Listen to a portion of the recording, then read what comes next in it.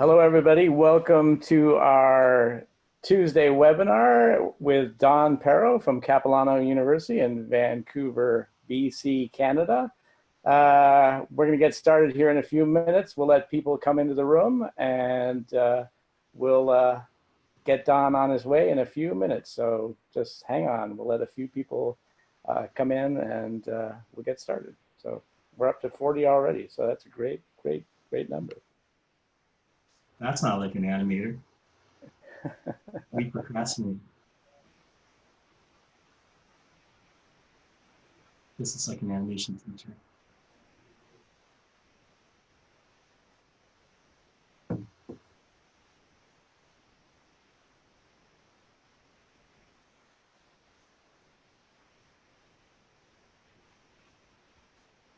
All right, so let's get started.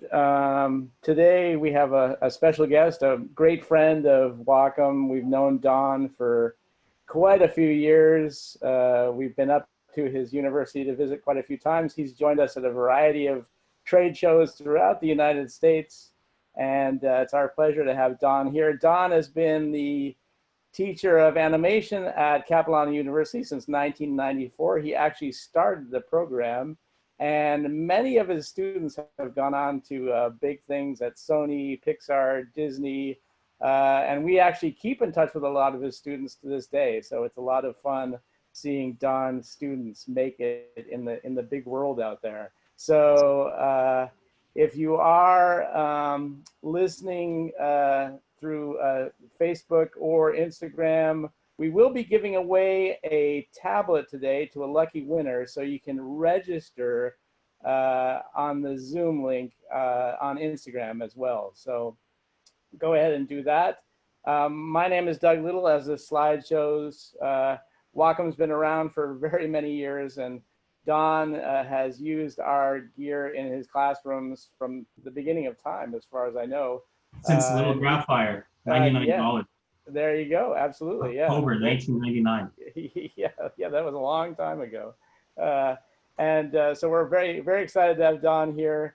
Our webinar is probably going to go about 2 hours today because Don has a lot to talk about, and his subject matter is geared towards secondary school teachers who might be wanting to start an animation program, and how to go about that, and what are the important details to teach your students. So if you have any questions today, put them in the Q&A box at the kind of middle of your screen, down below on your screen. Chat, we kind of reserve just for Peter and Tom, who are helping in the background to put up notices and things like that. This Zoom session will be recorded as well, so you can always listen to it at a later date. And we'll probably be putting it up on a blog as well, because I think this is going to have some really important information for people. And we do have some specials for those of you out there.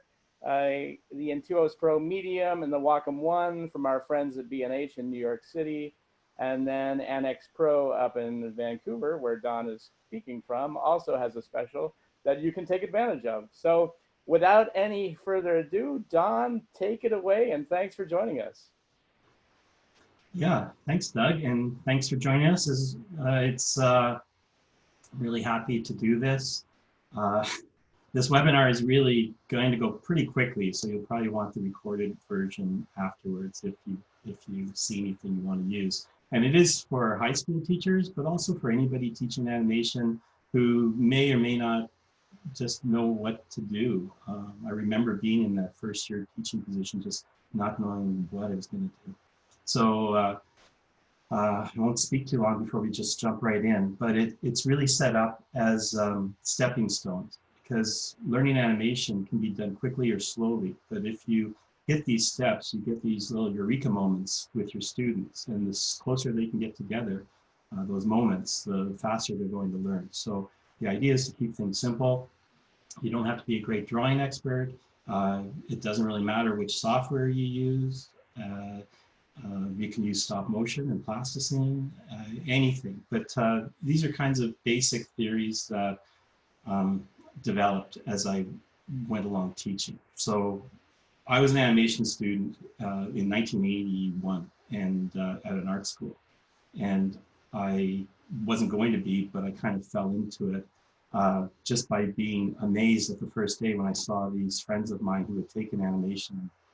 It was just, they just did flipbooks and shot them on an early video test. And I was just shocked and said, I had to do this. This is magic. And I don't care if there's no work and no money, because at the time that was the fact, especially in Vancouver. There was nothing in Vancouver back then. And took it. And I was having so much fun in that very first year. I started thinking, how can I keep doing this without paying tuition every year? Because I just want to live first year over and over and over again. And so I started thinking, well, maybe I could be a teacher, but there were only 2 schools in Canada at the time, so there wasn't much of a chance to become a teacher. But I had a plan that I would go get a job and I would just sponge and build a teaching resume based on working in all the departments and volunteering for things and just soaking it all up. So only 6 years later, after doing that, becoming an animator or director in Europe and building up some things, that was when 1990, when actually Lion King came out and made a lot of money, and all of a sudden there were tons of studios. They're all starting up and they all needed animators. So that meant there were lots of schools starting up too. So I got a chance much earlier than I thought I would get to teach. And I started teaching, didn't know anything. But like you'll find out if you're a teacher, reviewing students' animation is one of the best ways to learn animation, because you'll see what's not working and what is working and why, and you'll see why it's working. So that's kind of how I really learned as I went along. So this is 30 years of teaching first year animation. So that was my dream come true. And just condensing everything, trying to make things more efficient every year. So let's just jump right into this. So I'm using a Cintiq Pro 24-inch and TV Paint. So TV Paint, I guess I can share my screen, Doug? Yeah, go ahead. Go ahead. Yeah, absolutely. Yep. Okay, so don't worry too much about the software. You could do this in Flash or Harmony. We use TV Paint because and Cintiqs because it's the closest thing to traditional, which is what I really like anyway, is traditional animation. You could even do this in Maya, but the idea is that the more technical you get, the harder it's going to be to teach what you really need to teach. So I teach in our 3D program, or I have taught in the 3D program, and we use this and just go with simple stick figures to go over all the animation principles so that students learn them. Okay, so don't worry too much about the screen. It's really what we've got working here. You can find out about this later if you have questions. Starting off, the very first thing would be timing. And timing is really all about the spaces between the images, whether it's stop motion or computer animation, anything. And you can stop frame things to see those spaces. Some are big, some are small. So one of the very first things I do when I teach students is one of the most simplest things. I build a roller coaster. And I give them a roller coaster or have them do their own. And just look at the spacing. So timing is all about tempo, which is fast or slow. So the bigger the space is, if you've got something moving, at a fairly big space, it's going to move faster. So if this is where the first, let's say it's a ball going across the screen. So it's there first and then there and then there. You can see the spaces aren't huge, but they're big enough. So that'll move at a certain speed. But if the spacing is closer together, the object's going to move slower. And that's the very first thing that students should know. And practice that, because this is going to be their building block for acting and everything they animate in the future. It's all about fast and slow. And that's the tempo. There's also what you've got is the conditions of motion. So Norman McLaren, great Canadian animator in the 40s and 50s and 60s. He actually theorized this and called it conditions of motion. And there are 5 of them, but the ones we're looking at today are acceleration, deceleration, and constant. right? So if the spacing is constant, it's going to be even spacing. But if you want something to accelerate, you start off slow and then gradually get larger with your spaces. And if you're moving in fast and want to decelerate, the object will just get, have smaller and smaller spaces between the objects. And that's really the basic thing I would try to teach. And I teach it through this assignment. So this is an assignment from a student last year. I'll turn the backlight off and we'll just watch it. And anybody, regardless of their experience, can tell you whether it's working well or not, and why is it working well? Because it's believable. And it's believable because we've got spacing. If we look at this, let's just go big. I'll open up the backlight. So it's good to see that, but it's not essential, but you can usually see the spacing, and you can see the spacing here, how the red is in front and blue is behind, and the black one is the current frame that we're on. So you can see that the spacing just moves smaller and smaller and goes faster. So this is a great test or practice for students. In the old days, I used to hand out like a quarter and have a hand-drawn roller coaster and a downshooter camera, which is what we always used in class when we worked 100% on paper.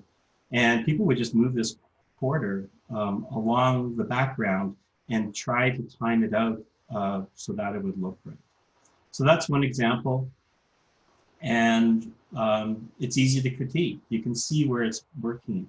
The problems will be that it won't go slow enough, or it'll stop, or something will happen. And also notice that we're working on flat. We're not working in perspective because perspective is too complex. And the theme of this whole talk is to keep things simple so students can achieve success at a very early stage and use that success to build confidence for the next stage. So that's one example. The other one, let's see. Here we go with another one. Now you'll see in this case, it made strobe a little bit. If the spaces get too big or the contrast is too great, like white and black, you might get strobing. The frame rate, you generally work at 24 frames per second. And you can see if it works or not. The third one is this one, which is a neat one because it's tough to get. So this is my comment. So I go into this software and just write notes and correct things for people. Because feedback for student work is really important because they won't always see how they can make it better. And if you can show them that, look, do you see where it's going off here? Do you see how that's not quite working? It's a great way for them to learn. Also getting students to critique in a nice way other students' work. So here, watch this and see, so this involves a few things. Having the, having a ball start at one end of the half pipe and, eventually come to a stop. And, we use this as a cutout, so it's people don't even need to draw. They just need to, they can just stamp it down and see how it works. And you can see if the timing's working, then that's great. So one thing that brings us here is hang time, which is, you get to the right there.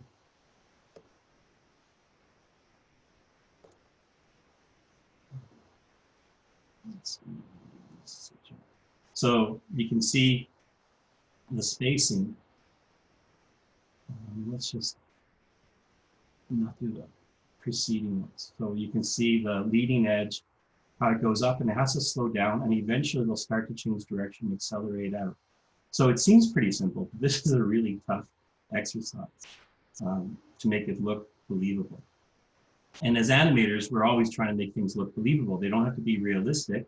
You wouldn't trace off live action because animation is even better than live action because you can exaggerate the timing, you can exaggerate the arcs, and you can tell the story in a bigger way than you could if you're just filming and acting. Nothing against actors, though.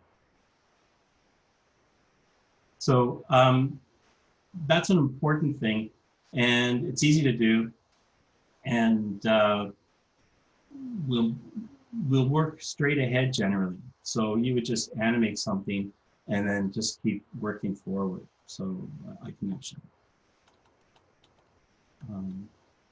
yeah, so if we go into a new one. So with anything you've got, you can just kind of just add some frames.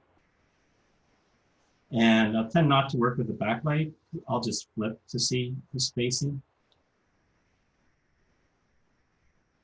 And you can play around with all kinds of things. And so sometimes I have students do, just show me acceleration and deceleration.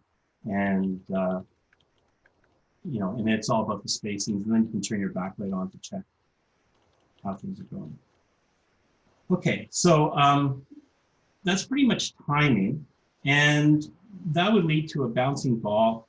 And, a bouncing ball, everybody does it, and let's just clear those.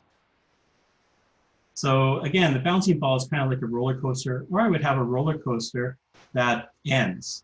And so you have to make it go up in the air and hit the ground and start bouncing. Because this is what's important, it's a trajectory. And that's the next important thing after timing, is to understand the path of the action is important. So in a natural ball off a roller coaster, you would have a parabola where this arc would be similar to this arc. And there are scientific reasons, you can go into it, lots of explanations on YouTube, but basically, unless there's a strong wind blowing or something comes in contact with it, it's going to be similar on the right as it goes down. And the timing, if you can see these little marks, are indications of slowing down and then accelerating. Right. So if a drawing went off the path, that a student did, and then comes back in, it starts to look jerky. So knowing how to smooth things around. So straight ahead animation is generally how we work with this, because it allows students to just see the spacing easier. There's such a thing as key animation, which we get into pretty quickly, but it's best to get students to just work straight ahead for a while. And I generally work on ones at the beginning, and ones means there's a drawing on every single frame, like I've been showing you. And eventually, if you're working with drawings, you can put a drawing on every 2 frames. So that would be like 12 frames per second instead of 24. But generally, when you're animating, you're always using 24. And when you're doing character animation, it's always a mix. So fast things might need to be on single frame. I'm not losing you with that. Again, all of this stuff can be looked up on the internet because there are a million things, a million examples. What I like to do is to show this format, because if you're just a new teacher and you're searching the internet, you're going to find out all these things across the line, and some things may not work unless they know something earlier. So what I like to do is just show this pedagogy of this is where you start, this is where you lead to. And Don, do kids have to be great artists to be an animator, or is that a skill that's necessary? Well, my teacher from art school said you didn't have to be able to draw to be an animator.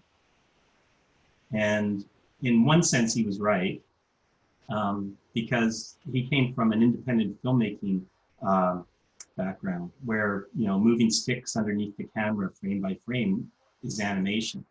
And it's great to do that. It's experimental. It's all like using this trick, persistence of vision, that makes people think there's actual movement. And that's kind of the first answer. But I felt that he kind of veered us off, because in school, my goal was to get a job as a character animator. And in that case, drawing is super important. Now, if you're a 3D animator for stop motion, which I also did in school and a couple commercial jobs, I like stop motion because I didn't have to draw. It's more like sculpture because you're working on the puppets and making them move. So no, you don't have to draw to be an animator. And to do these things, you'll see within the next 2 hours, you'll see how bad I draw. And that's a really good thing for students, because if they see that that's not important, and being a good drawer can actually be a handicap, because they'll try to impress their teacher with excellent drawings. But when you're working out details and things to make a drawing look good, you forget about the movement. So the process is generally get the movement down in as rough and loose a fashion as you can, and then you go back and work on it in phases to build it up into what looks good. I used to be so depressed when I first started working in the industry, and we'd all go out to a Disney movie, and you'd come away and like, it was like, oh my gosh, I'll never get to that level, you know, ever, because, you know, that's just its magic. But I didn't realize at the time that, you know, Aladdin, all these characters, of course, the animators can draw really well. You know, Eric Goldberg and, you know, my friend Rick Farmelo. These people are amazing drawers, but they don't start off with perfectly complete characters. They generally rough things out with structure to see how things go. So that's a really important thing. And you can find, now, thanks to technology, you can find those rough drawings from some of the top animators in the world and see their rough work, which I like better than the finished painted versions because it has the life to it. So really, you can scribble these through and still learn all these theories. So it's important to impress on students that drawing isn't important to learn how to animate, but if they want to get a job in animation, drawing is really helpful, even if they're 3D animators. Also not necessary, but also anyone can learn to draw. You know, the thing that stops people from drawing is basically their inner struggles and fear of criticism.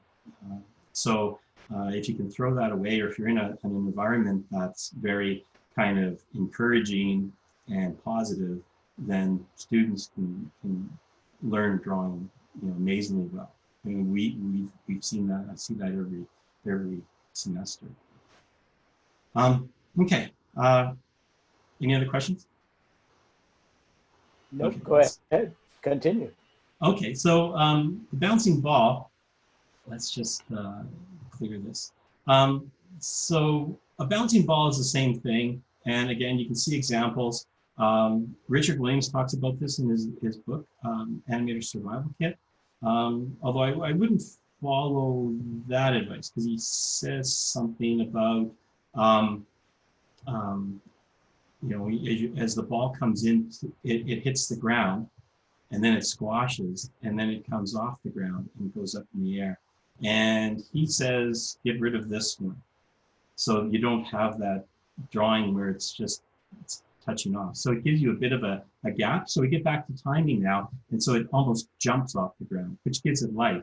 And that's perfectly good advice, but not to a first-time animator, because they'll transfer this. Like I said, this is all one thing leads to another. So they'll transfer this to characters jumping. And actually, when a character jumps, this is the most important key right there. So you've got the contact, the squash, and the last point of contact. So on a bouncing ball, sure, you could ignore it, but people will bring this theory and not have it. So if we look at that, let's see. So I don't know if you can see this. I work with a flour sack character.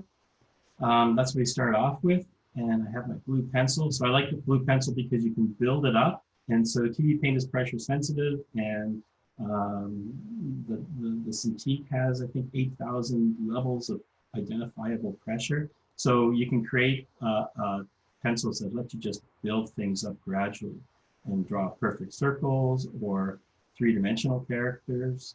And so that's what a flour sack is. It's the next step from the bouncing ball.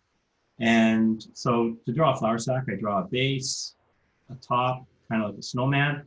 You can draw in the cross contours to give it that depth, so it doesn't look as flat. And when you can draw with structure, you can think in structure, and you can actually move things in 3 dimensions because you're thinking in structure. So if I have this character and he's bending over, I just draw the structure of the head forward, and then I can curve it in. So you can add the envelope, which is the body, a couple of tufts if you want, because for drag and overlapping action and follow through, you need some extra pieces. And then you can just, you know, make that bend and draw in the ears where you think they should be. You can draw in your cross contours. And again, this is, we do life drawing, and life drawing helps you see things in 3 dimensions. You can move things around. So the blue pencil lets me try things out and darken it up when it's where I want it to be. So that's the flour sack. It's a little different from Disney's flour sack, which was more like a real flour sack.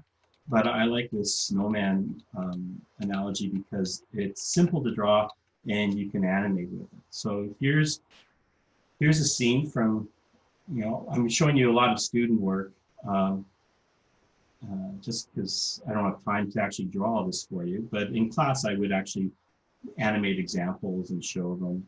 Because if you're animating, then you're learning how to, just like the students. And students like to see you work with it.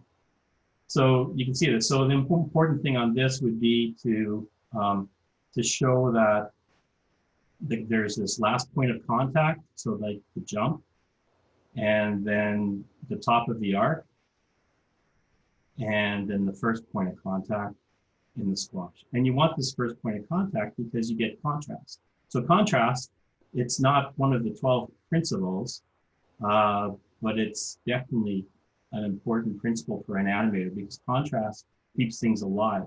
And in this case, the contrast of this stretch to this squash with this big space in the middle is kind of like a punch. And then there's this settle, and you can see the spacing is really small. And then there's a push off again. And again, that's a big space from where the head goes up to here. But because there's a couple drawings down here, it reads okay.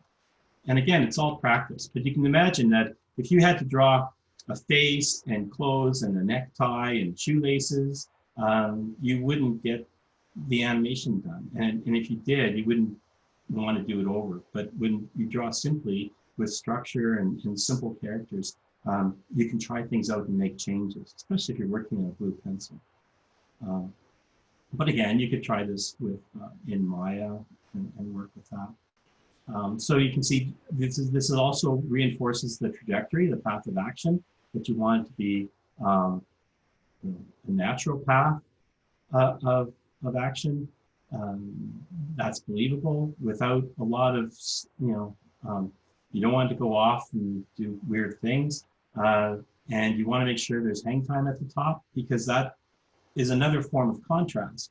So if it's moving fast here and slow up here, that's contrast of timing. And that contrast in story and animation, in movement, it always looks good. It's an aesthetic. It's like that in music as well. So you also want to stay on the path. So the character would have to have energy. So they have to really stretch in this important drawing here to get to a higher height than the character was here. So again, this is all just playing around, just like the roller coaster. And, you can, it should be fun. I mean, students should be having a good time with this. Sometimes I get students who've already trained at other schools and they come in, they don't want to do this. And that's always a wall in their education because they're not trying to do it better than they did before. So that's an important thing. So I think I may have some first-year students listening in today. So make sure, even if you've done this before, do it again and do it better because you'll enjoy it. I mean, yeah, you can always get better, and that's one of the great things about animation as a career, is because in most careers you do a job and you get to a certain level, and that's pretty much it. You plateau, and that's you can't get any better than that. But if you're working in the industry, if you get out there and get a job, there's no limit to what you can do, but it's all based on how much you're learning continuously and your skill level, which can always be increased, and with work and dedication. Hey, Don, we have a couple of questions. Okay, when your skill level increases, you get better jobs, and that's the great thing about animation as a career. Questions? Yeah. How much time do you spend on each one of these lessons, like the roller coaster and the bouncing ball? Well, in the full-time program, my students are taking other courses, but in my animation course, I'll introduce a topic like this and then we'll do some exercises which have no fear because they're meant to fail, and we'll get feedback as a group, and then they'll do an assignment. So generally, it's hard to say. You kind of have to time it out, but you'll know when it's too rushed because no one's getting it. So, you know, I might be on this, you know, we'll have 8 hours of instruction a week, and the flour sack will be in the second week.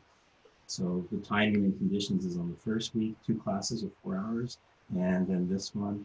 But really, you know, you can spend as much time or as little as you want, but it's a hard question. Sure, sure. And someone on Facebook was asking about clouds. Do you ever animate clouds? Is that something you've done in the past or have any advice on? Yeah. Well, clouds is special effects. Joe Gilland, a friend of mine, he was head of special effects at Mulan and Lilo and Stitch, and he's retired now, but he wrote 2 really great books called Elemental Magic, 2 volumes. And that really gets into special effects animation. But yeah, clouds, again, you just have to, I'm not really going to be demos on demand, but you know, if you draw a cloud, you depend, what do you want? Do you want it to just move along, or do you want it to change shape as it moves? And again, you can just, the best way to learn how to animate is just jump in and try it out. Think about what you want first, and then make it work. Is that okay? Yeah, that's a good answer. At least you, yeah, sending them to an author who's got skills. Yeah, that's a great idea. Of course. Yeah, well, Joe's great. I think he's living in Costa Rica now, and he, but you know, that's high-end feature hand-drawn animation. You can do simple stuff and have fun with it. You know, if you just, you know, if you change this frame by frame gradually, it'll morph into a different kind of cloud. And we haven't talked about keys yet, but you can actually key out where you want it to morph and then in between it to get to that position. But the best way to try things out is just to jump in and do it. It's the best way. And then get somebody who can critique it for you. Somebody you respect and knows a bit about it. And, you know, again, with online groups, there's you know, never-ending people who are happy to help.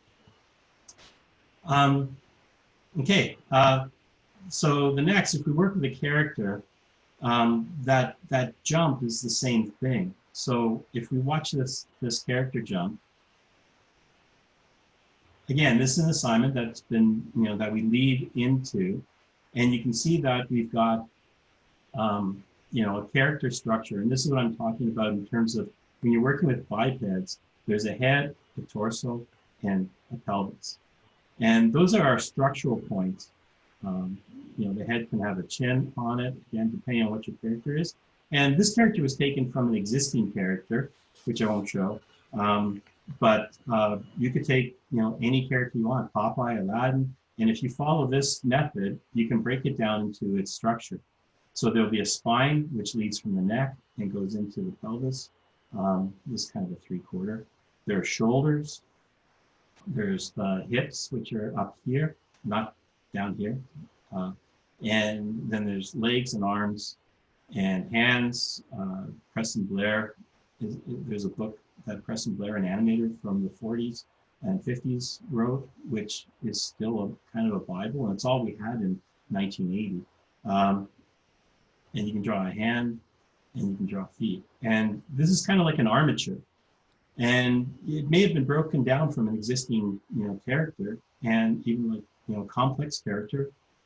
But if you break it down into the structure, and every character has a basic structure like this, you can animate it, and then you can build it up back up into that. So, and animals are the same. You've got the head, the torso, and the hips. Only with animals, I use the Z or Z rule, that if you just learn to draw a Z, you can draw the animal pretty proportionately. It's a good way to learn, but you can't animate something realistically, believably, unless you know what it's built like. So this is my simplification for a quadruped, you know, where you've got the Z, and if the character is facing the other way, the Z is the other way. and you've got the upper part. And it's kind of a fake because the bone structure isn't exactly the same, but it's a good way to do that. And you can see that this angle and this angle, they bend like this. They rarely go straight. And this angle down here is double jointed. It's like our equivalent of our toes, and that goes back or forward. So you can stretch it out. You can bend it in. So, again, you don't really need great drawing skills to be able to do this, but it does take a bit of practice. And then if you've got that, you can put a character in a position where they're at the back or they're at the forward. You just keep that Z. So let's just get back. So I'll show this jump. So this jump has some principles which we get into in a bit. So if you see this, you can see how the keys, and again, stop framing is a great way to analyze things. See, like if you look at the feet, you can see that the feet are starting to slip around, and you can see that that's a problem because that's not going to help the character jump. If you want to lock down those feet to give it a feeling that the character is actually, all their energy is going into pushing them upwards and not sliding around like they're on ice. But you can see the other things, how the character jumps. Again, there's another thing. I won't call them mistakes. I'll just call it how to make it better. See how the hand here is as the character comes down and goes up, the hand goes up with them, whereas I would keep the hand going down. And then you get, again, a nice contrast with the arm going down, the body going up, and that's kind of like watching dancers or ice skaters. You get that, really nice harmony of movement. But at some point when the character jumps, you've got this really important stretch key. And so we're going to be talking about keys pretty soon, but this stretch key has all the power. So this is the power key. And that's why when you've got a bouncing ball, I want people to make sure that it's in there so that they start to introduce to this. And then it's spacing, and just like the roller coaster, we can see it's slowing in, but other things are following through. So not everything gets to the top at the same time. Some things are still moving up, like the hands, and that's called overlapping action. We'll get into that in a bit. And this character falls down, the arms stay up, and that's called drag. And then you've got your important one, you've got your contact. And because you've got this contact, you've got this contrast of squashing. If this wasn't here, so let's just delete it.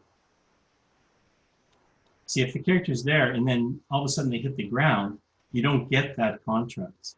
So having that first point of contact is really helpful.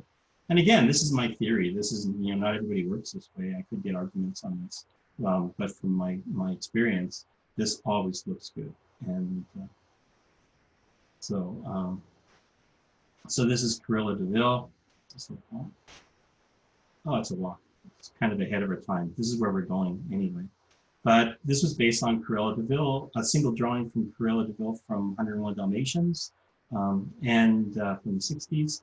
And again, it was just structure created simply and then animated and then turned into later. So we're at timing. Any questions? Yeah, we've got a couple here. Let's see. What would be the best free and user-friendly software for beginners? I just mentioned something in chat that you're using TV Paint, and there's also a program from Fablevision. I don't know if you've ever used it, Don, called Animation-ish. Have you ever used that? It's a really cool. It's a really cool little program that Fablevision put out quite a few years ago. That's great for beginning animators. Yeah, I would try things out. Yeah, there's usually something that you can use. Krita, I think, is free, and but if you've got Harmony, you can still work with hand-drawn pencil characters. I could always say TV Paint too, because it's we use it, but it's not free, and but people can download the demo. So I would say try as much software as you can. It's like religion. You're always gonna get somebody who's totally sure that theirs is the best. And it just might be, but you know, you won't know unless you know, try things out and see how it works. So maybe religion wasn't the best example, but you know, with software, it's whatever you learn is the one you like the best. So I would search out everything. You know, I used to use Flash as a teaching tool. When Flash came out in '99, at the same Flash came out with a version that really worked in '99, exactly the same time the Graphite tablet came out in Wacom. And I remember telling you, Doug, years ago, it's like the combustion engine and a pneumatic tire, like two things that together they're even better. And so we used Graphite, little 4x5 Graphite tablets, and Flash was great. Used it. It's called Animate now. And it worked for us because it was frame by frame. You could draw and you could scrub sound, which we'll get into in this course as well. So it worked for us. But then when TV Paint came out, I tried it. And to me, it was really hard to learn because nobody had been using it. So there was no way where to go to find out how to use it. But then I found a couple of little steps or, you know, get over a couple of hurdles, you know, and that was back then as well. It's different now. And then once I discovered it, I loved it because you've got that bitmap Photoshop type of brush rather than the vector. And so for me, it's easy. And you know, I can make my own screen, so I can choose my own brushes. And so I made all these, and there's also controls. So, you know, I can just, if I've zoomed out, I can zoom in. If I rotate the screen, and you rotate because it helps you with creating perfect lines. That's what, you know, animation discs are round, so people can rotate their paper drawings. But I can just zoom back anytime. And as a teaching tool, you know, I can just say, well, you know, maybe this head should be tilted over a little bit more, and I can pump it in. Or maybe it should be larger and tilt it over even more. You know, so I can draw over it, I can cut and paste, I can turn on the backlight to show all the timing frames and get a screen grab. So it just works really well for me. And you know, I can color the keys on the timeline just to show off specific frames. So anyway, this is my tool of choice for teaching first year animation. But then in second year, we go in and I teach Flash, Adobe Animate, and my colleagues are really good. You know, some are working in the industry full time, they teach Harmony, which you need to work in most studios. So it's a big variation, but for just hand-drawn or independent filmmaking, I would go with this. So sorry, taking up so much time, but hope we're done with this. I always laugh, like when people are talking, you know, they say, what pencil do you use? Because I'll be able to draw like you if I use your pencil. So it's really whatever you work with. It doesn't really matter. Sure, where are we next? We're getting to blocks. Okay, so before we go there, let's look at,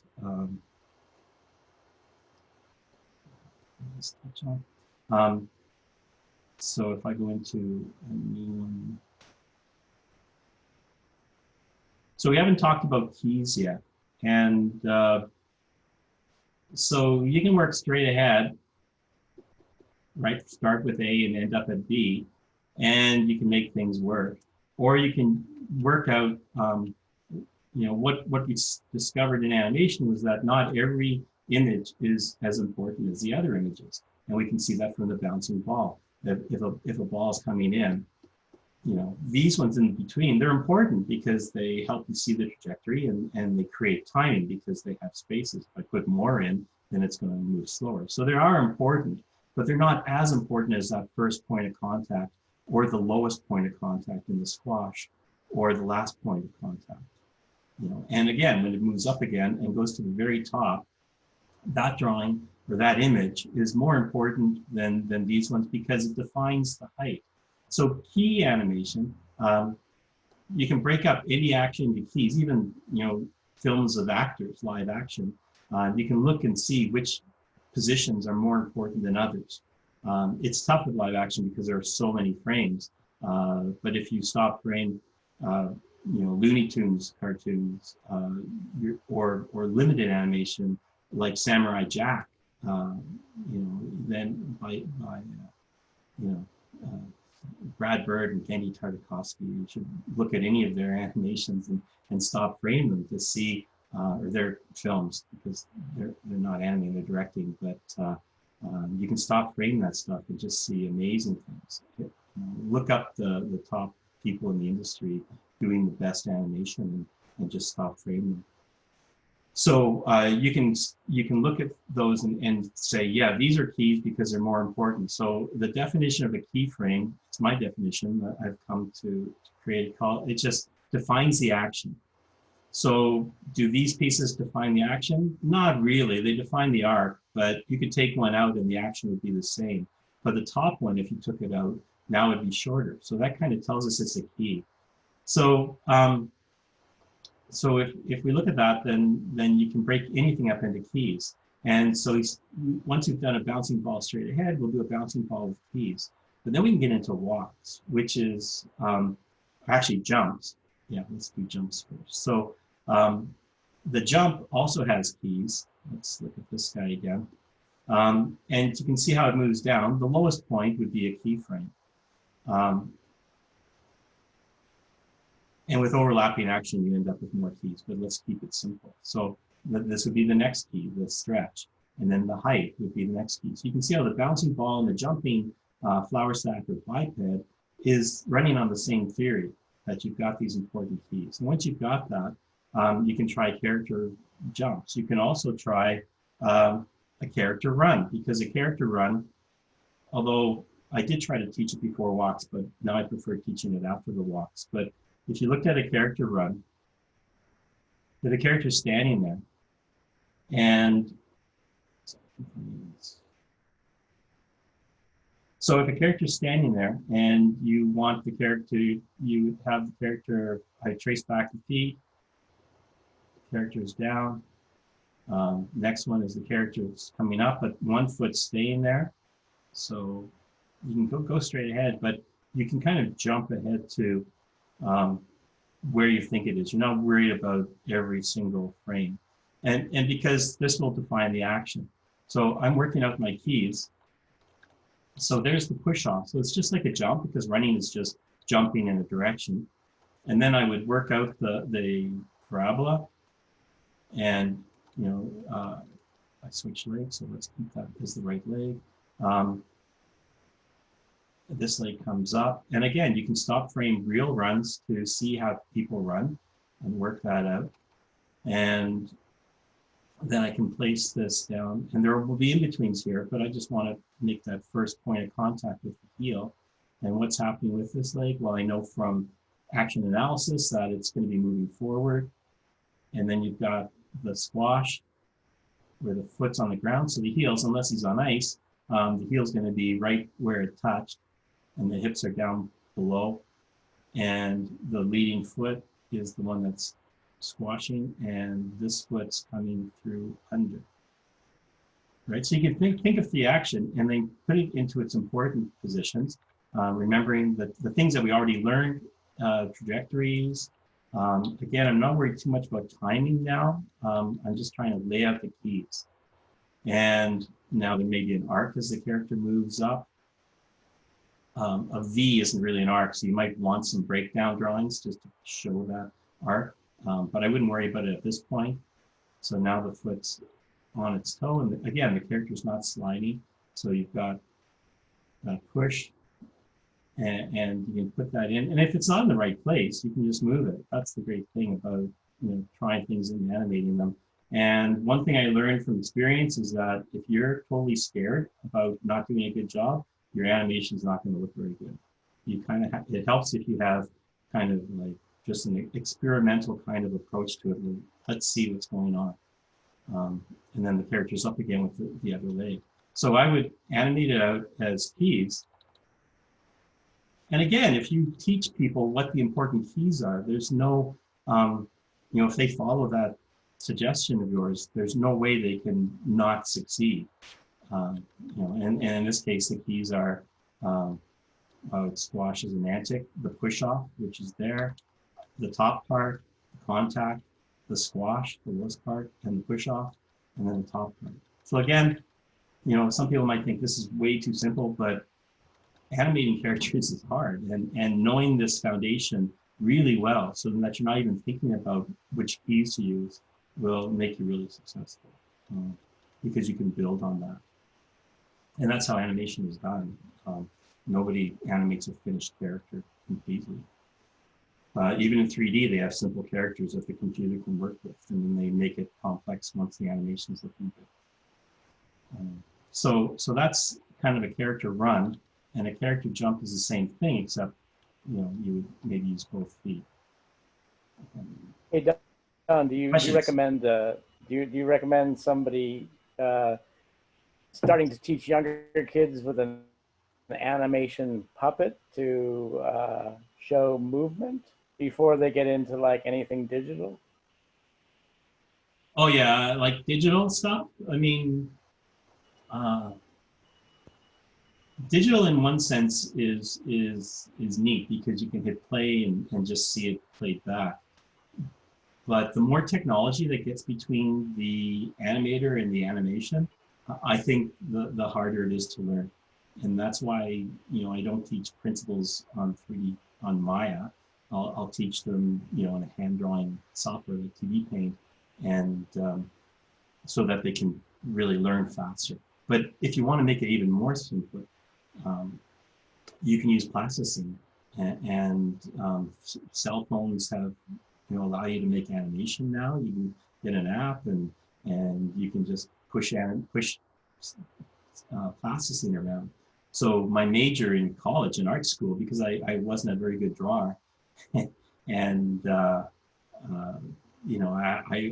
moved right to stop motion. I made my final grad film was an animated music video with puppets, because I could just mold the plasticine, and I knew my timing worked, and I could just focus on the timing, working straight ahead, and that, to me, that was easier than trying to draw, because as soon as I drew anything, people were like, oh, that's not very good, even if the animation is good.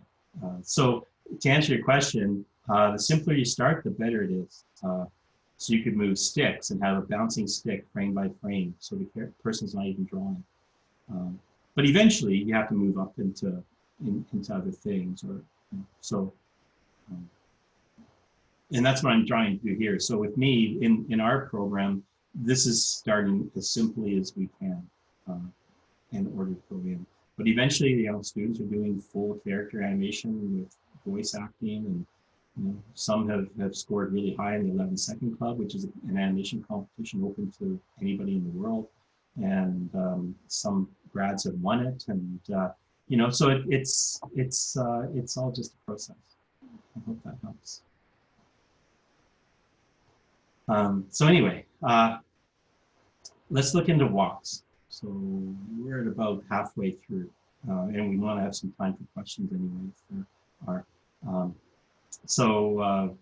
A character walk. Again, you notice that I'm not drawing the upper body and the head and the curls and the cape, because all that is added on later. And the cape is a great idea. So once I had a character, jumping across the stage, I might put a cape on and see how that cape flows. And again, I wouldn't draw the cape. I would draw the line of the cape, so I could see how it flowed.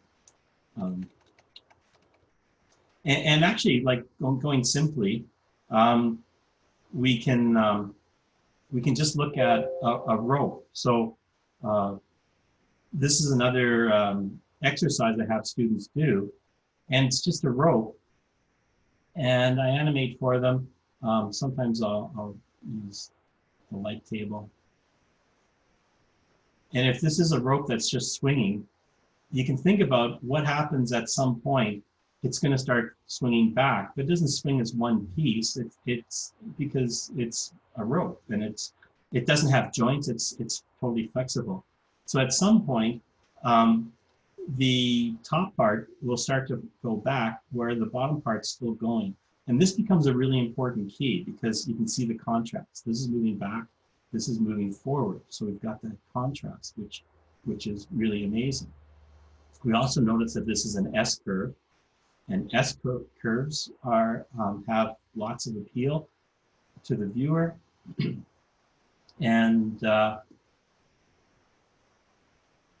we can just continue it on. And it's also an example of overlapping action because part of it is moving down, part of it is still moving in the original direction.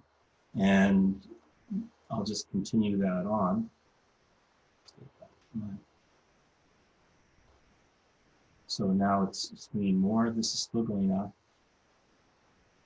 And at some point, it's going to turn from an S curve into a C as it starts its way down. So when you animate that, when you see it, you can, does not look better than if it was all one piece. And so that's a really important thing to teach. Also not one of the 12 principles, but as important. Is when you've got a change of direction, you can change it gradually. So I guess it's overlapping action. But that S curve, if that S curve is in there, you know you've got it. And this works with people as well. The characters, if somebody's falling down, and their head hits, they hit the ground, and let's say we'll start at this point where you've got this curve, and then eventually they hit, but the upper body starts coming up again. So we've got, this part's still going down, whereas this part's bouncing up and the head's dragging. You've got that S curve. So like that, draw the same shape actually. And then the body's coming up, the head's down, and then things are dragging. So, with 3 structural pieces, you can have a character bounce and flop around using that S curve. So we've got the jump, walk. So walks, this is, I can always add this. I mean, you can find this in anywhere really, but when I first started teaching, I didn't know it. And actually I had directors who said not to use this formula when we were animating. Some of my first directors, animation supervisors, don't use a formula, because they wanted, walks that had personality. But for teaching, formulas work great because they guarantee success. So the formula walk, which you can also find in Richard Williams' book, in a lot of places, is just the keys. So rather than looking at that, which is, this is like 12 years old, I've never had to change it. So if we look at this, let me just clear this. So a character walk, again, I'm not going to worry about all the details, just the real basic recipe. So there are 4 keys to a walk, and I'll always have a character walk from A to B.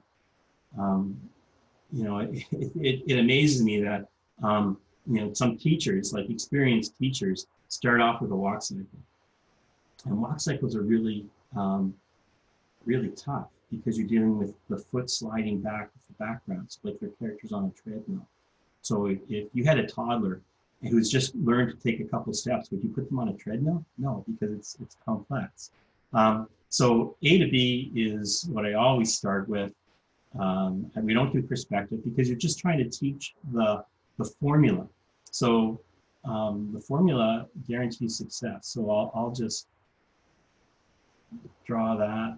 If we're looking at the character right from the side, like they're walking on a tightrope, then that helps with not having perspective. But I will draw a cross contour so we can see the back of this ball, which represents the pelvis.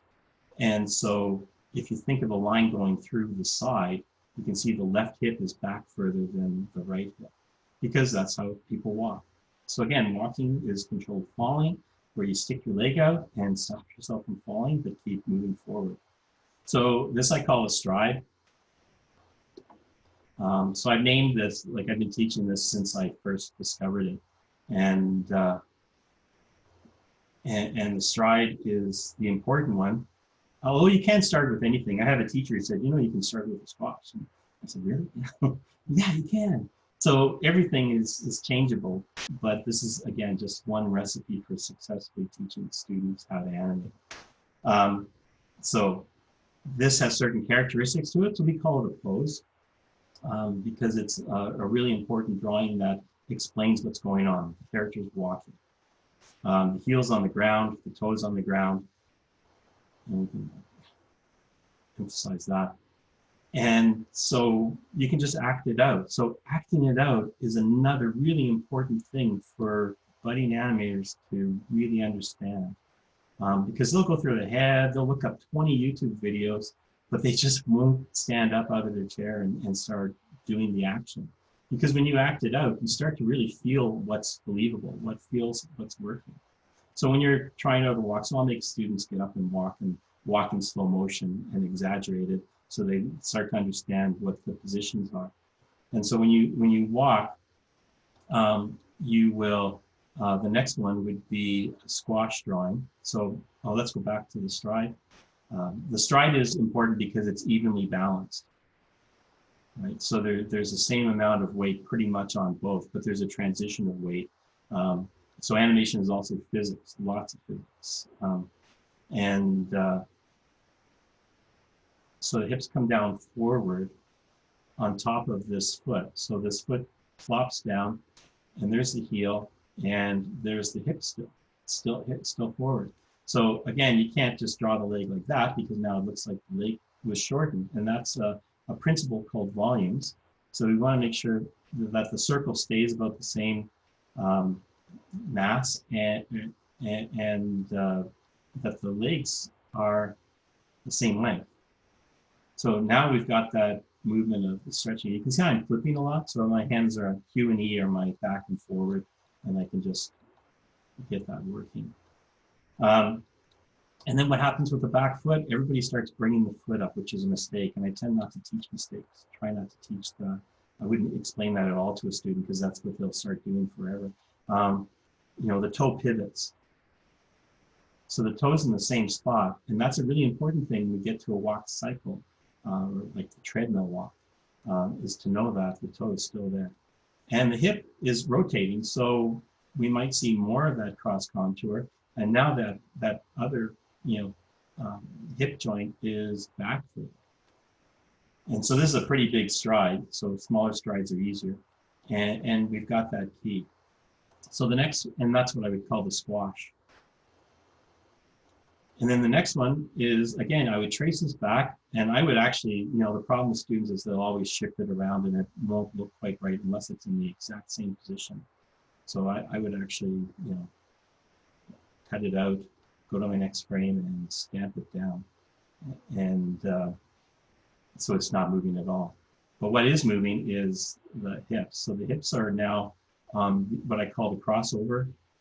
Richard Williams calls it the passing pose. But again, names don't mean anything. Names help you identify a specific drawing and its characteristics. But we could call this George if we wanted to, and it would be the same thing as long as you understood that George was a drawing that looked like this. So we know that this hip is still here, and now we might see the top of it. If we want a big, exaggerated step, we could have the pelvis go up higher.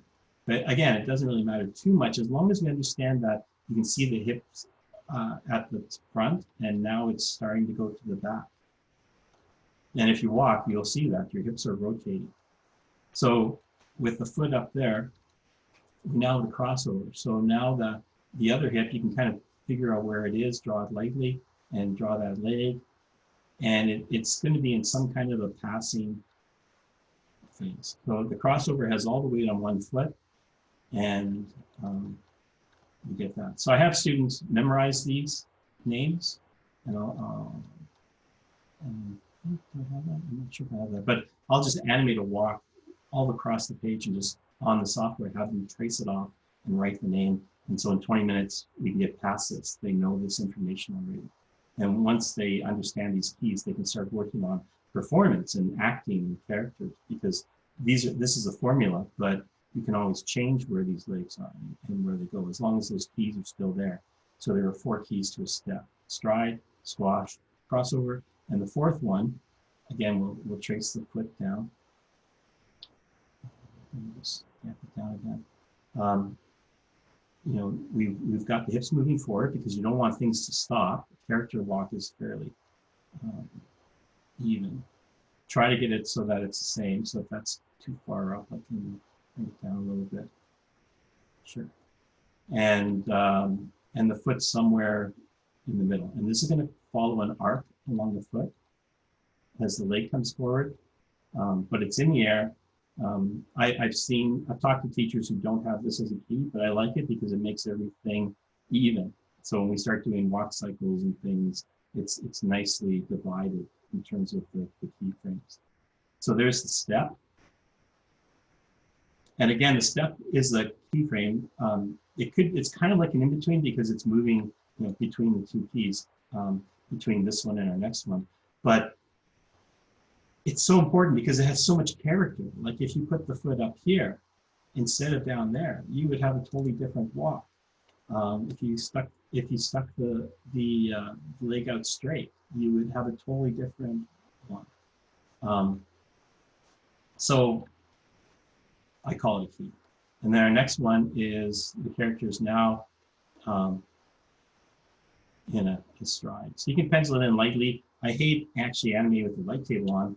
I never flip with the backlight on because it doesn't let me see things. I can't see things as well than the backlight's on. So actually, here's a trick. If you're using a Wacom device and animating, and I got this tip from one of my students years ago, who said, like, you know, these two buttons on your stylus. So this is the leftmost button, and this is the rightmost button. And he said, this third one that a lot of students use as undo, but you can easily get undo other ways. And that just kind of makes your mistakes that much more important. But I always put this as the backlight. So on TV Paint, it's Control L, which is great because Control is also how I rotate the screen. So with just Alt and this button, I can rotate. But anyway, Control L is the light table. So I can just turn it on and off all the time. If you talk to any old animators, they'll talk about the pain of having to reach underneath their drafting table to get that light switch, turn their light on and off. Because animators tend to turn the light off to flip their drawings to see the movement, and the light on when they need a reference to position the drawing. So let's just do this. So yeah, I always program my Wacom pen to have the light table when I'm working in anything. So there's our next stride. So anybody who puts these keys down gets a character walk. Of course, it's only half. And let's look at the characteristics of this stride. Now we see the front of the hips of the pelvic area. And then we can just continue on. So it's pretty straightforward. You can change the steps by changing the strides. And so I'll start off with a straight ahead A to B walk. Just have them go through and have the character walk. Now, where's the upper body? Where's the arms? Well, that makes things more complex, more things to worry about. And if they're only focused on one thing, they can get that thing down. And then later they can, you know, there's multiple ways. You can add a body to it. You can add the torso to it and figure out just where the torso is going to be. And visualize it. And if that Don, works, we have a couple of questions. Okay, let me just finish this up. Sure. And also, really important thing is the upper body is rotating opposite of the bottom, and it's kind of like keeping you balanced. So when the right leg is forward, the right arm is at the back. But you can add that on later. You can add the head. You can join up together, add clothes, whatever. So, but when you're just starting with walks, that's all I would teach. Yes, question.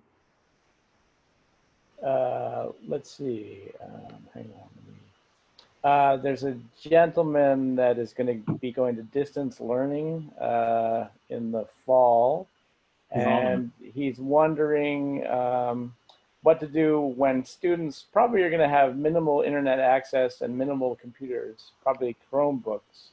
What advice do you give for for doing projects on paper at home, for example? Oh, well, again, with a cell phone, if they have a cell phone and an app, they can record frame by frame.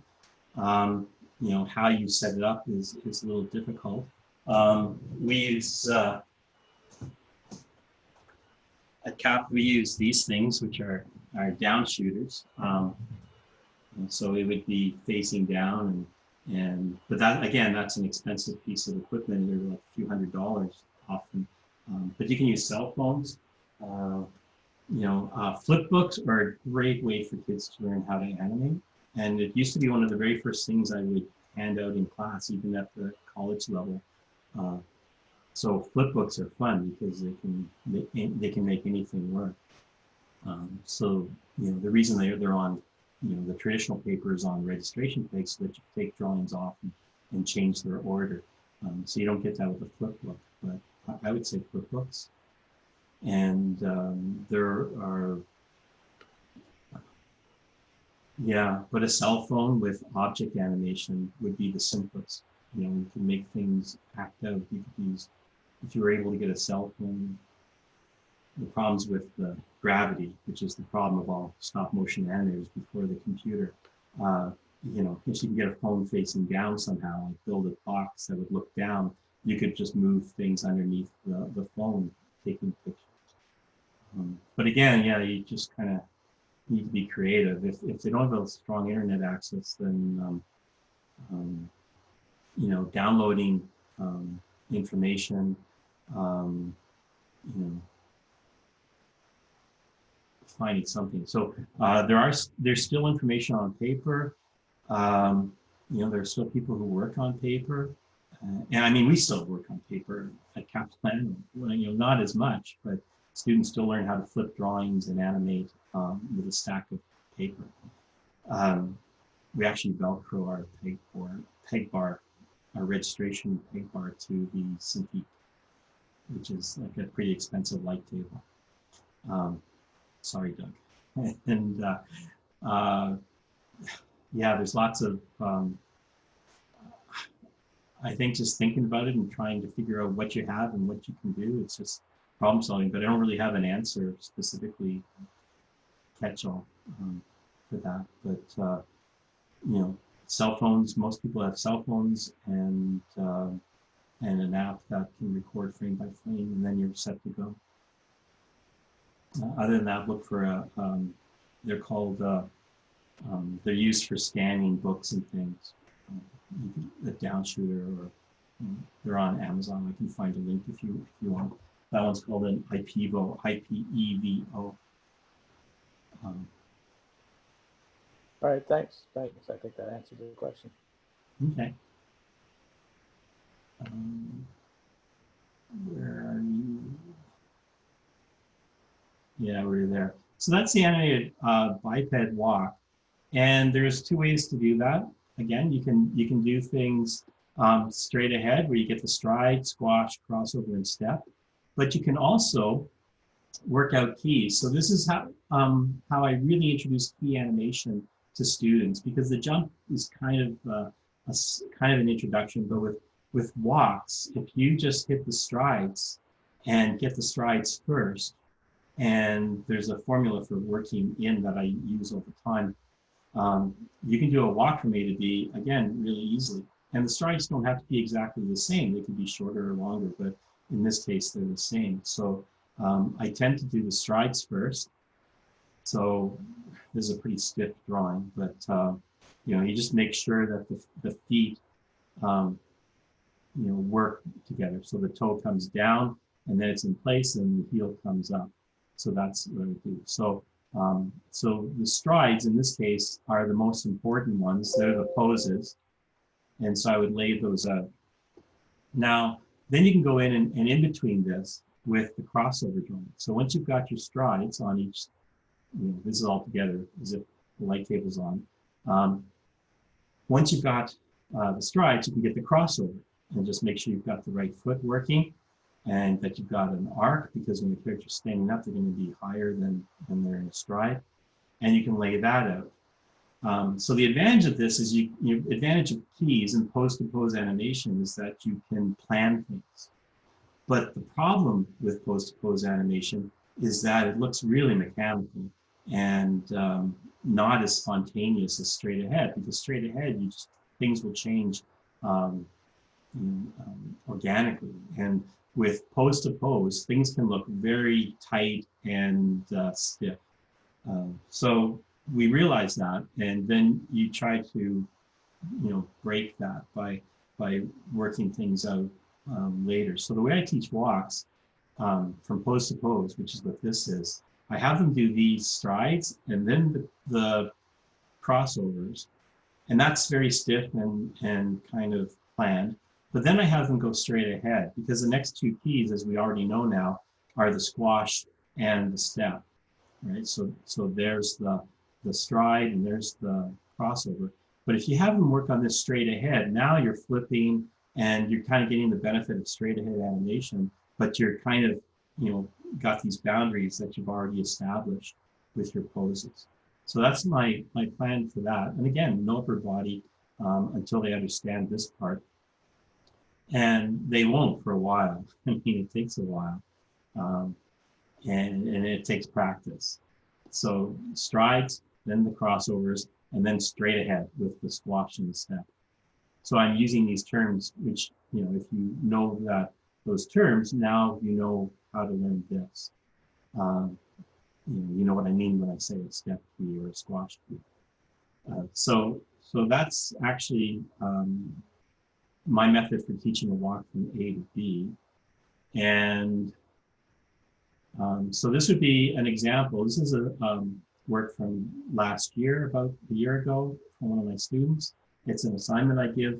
Once we've learned how to do these walks, we've learned the theory, they've played around, tried things out, and then the assignment is the character has to walk and step up onto a treadmill. And so you can see that the keys are laid out. These are the important parts where the foot can't slide around. So that's locked in. These would be on, right now they're together, but they would be on separate pages or frames. And, so even when the character is going up onto the treadmill, you'll still have a first point of contact, which will be your stride. And you'll still have the hips go down a little bit, which is your squash. And then, so you never forget those keys. If they don't have all four keys, there's a problem because something's missing. And so the coffee is kind of extra. I wouldn't really worry about that until I got the hips going the way I wanted them to and the upper body. You can draw it in for help, but you can see where we're going with this. Once the treadmill turns on, there's going to be a walk cycle. So the neat thing is that once you've got that down from A to B, I'm just going to go into a new folder. So let's go with that. So if you've got a walk from A to B, it's pretty straightforward. So you can just go straight ahead. Just down and up. And straight ahead is pretty easy. And so once they learn that, they can try the strides. So if we do 2 strides, and again, you can go as simple as that. So if you've got students who really don't want to draw, you can just do that. Like forget the feet, just have points, like a caliper. So you can go to your next key and draw the same stride, and your next key and draw the same stride. So now I'll just show you that formula. So now I would just add a frame between each of these, or a piece of paper. So when I'm there, and let me change this so I can see one above, one behind. So we can see our keys on either side. So we know where the crossover is, and then I'll go to the next one, and I'll draw the crossover, because it's good because walks should be symmetrical. Otherwise, it looks like a limb, or there's a problem with it if one side's not doing the exact same thing that the other side is. So in this way, I can check it and make sure it's working pretty much symmetrically, like the hips are the same height. And once I've got that, I've got my poses, but now I'm going to go in and I'll add another drawing between each one.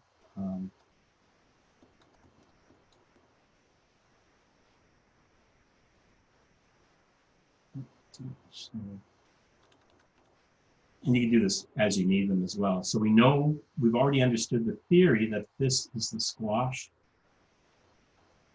And then we go up, and then we need, this is kind of like an easy in-between. This is the step, and then we've got the stride. And now we need another squash, so the hips are low. Feet are in the exact same position. And we've got the stride, and then we've got the step. So there's your walk in about as simple a way as you can teach it, but still identifying the fact that the feet need to be in the same place when the weight's on them, and that you need to have the character's hips go up and down. But that's how you would do a pose-to-pose walk. So all your strides, then your crossovers, and then just go straight ahead and have fun as you're flipping and seeing the walk go up and down and making sure everything's working.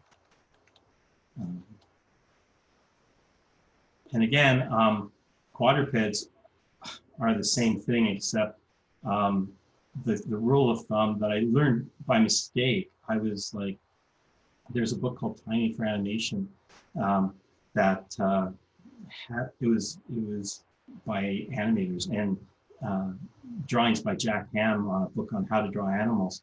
And I was just photocopying them before scanners, and I was photocopying them, and I was going to make an info sheet out of them. And I realized that with quadrupeds, when the right leg is forward, so that's, this one will be in the crossover. Oops, wrong one. This one will be down on the ground. And when the left leg is at the back, so this is the stride, and this is the left leg, then the left leg will be in the crossover position. So we already know these keys because we've given them names. This is the stride, this is the crossover. And the proper rule is that the foot that's at the back of the stride will be the same side that's up in the air. And so this is great because if you know how to do a biped walk, you can do a quadruped walk. Because this, it's not absolutely perfect, realistic, but it looks believable as a true quadruped walk. And if you stop frame The Lion King, or you'll see a lot of examples like that. The best example I use when I do this is 101 Dalmatians, the opening. And Pongo's looking for the perfect dog sitting in the window watching the other dogs. All the dogs have weird walks that don't follow this formula until he sees his true love, and she's walking according to this rule. So it's really neat when you learn something and go back and see that it actually existed, that other people knew it as well. And so this was before Animation Survival Kit, which also explains this as well. So anyway, that's quadrupeds. I wasn't planning on teaching that today, but here is a little bit more complex. But if you understand bipeds, quadrupeds are the same. Okay, so where are we with that? Where we go to next? We can do perspective walks, which I will show. Yeah, get rid of some of these.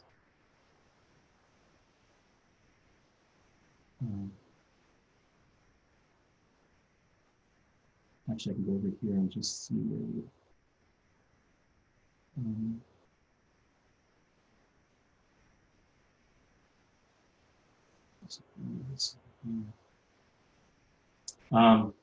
So if I go into this, perspective walk,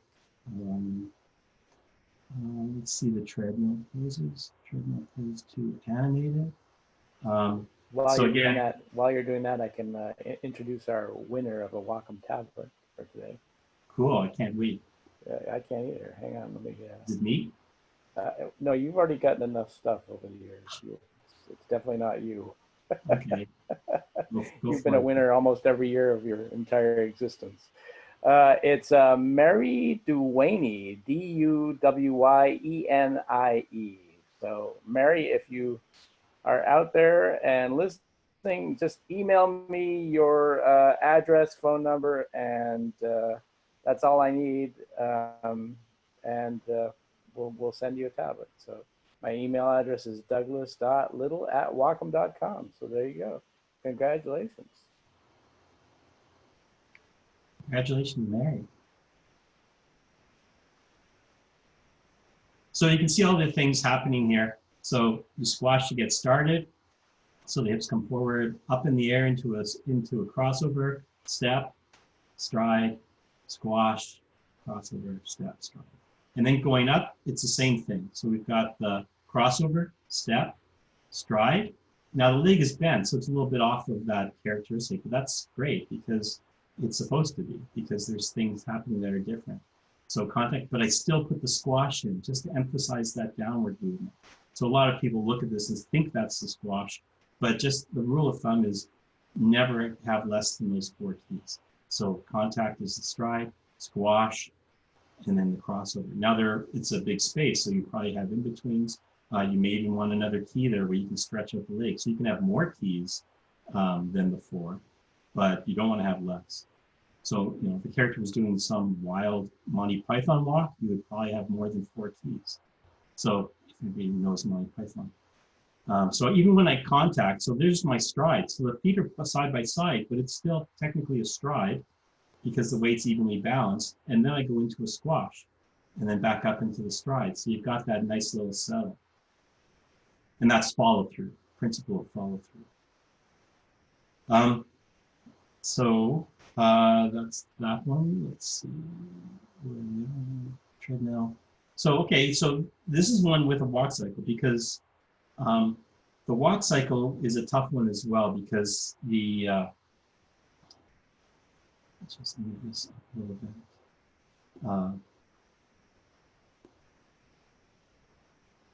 So once you understand that, you can get the walk cycle, which is, you know, stride. And now we do another stride. But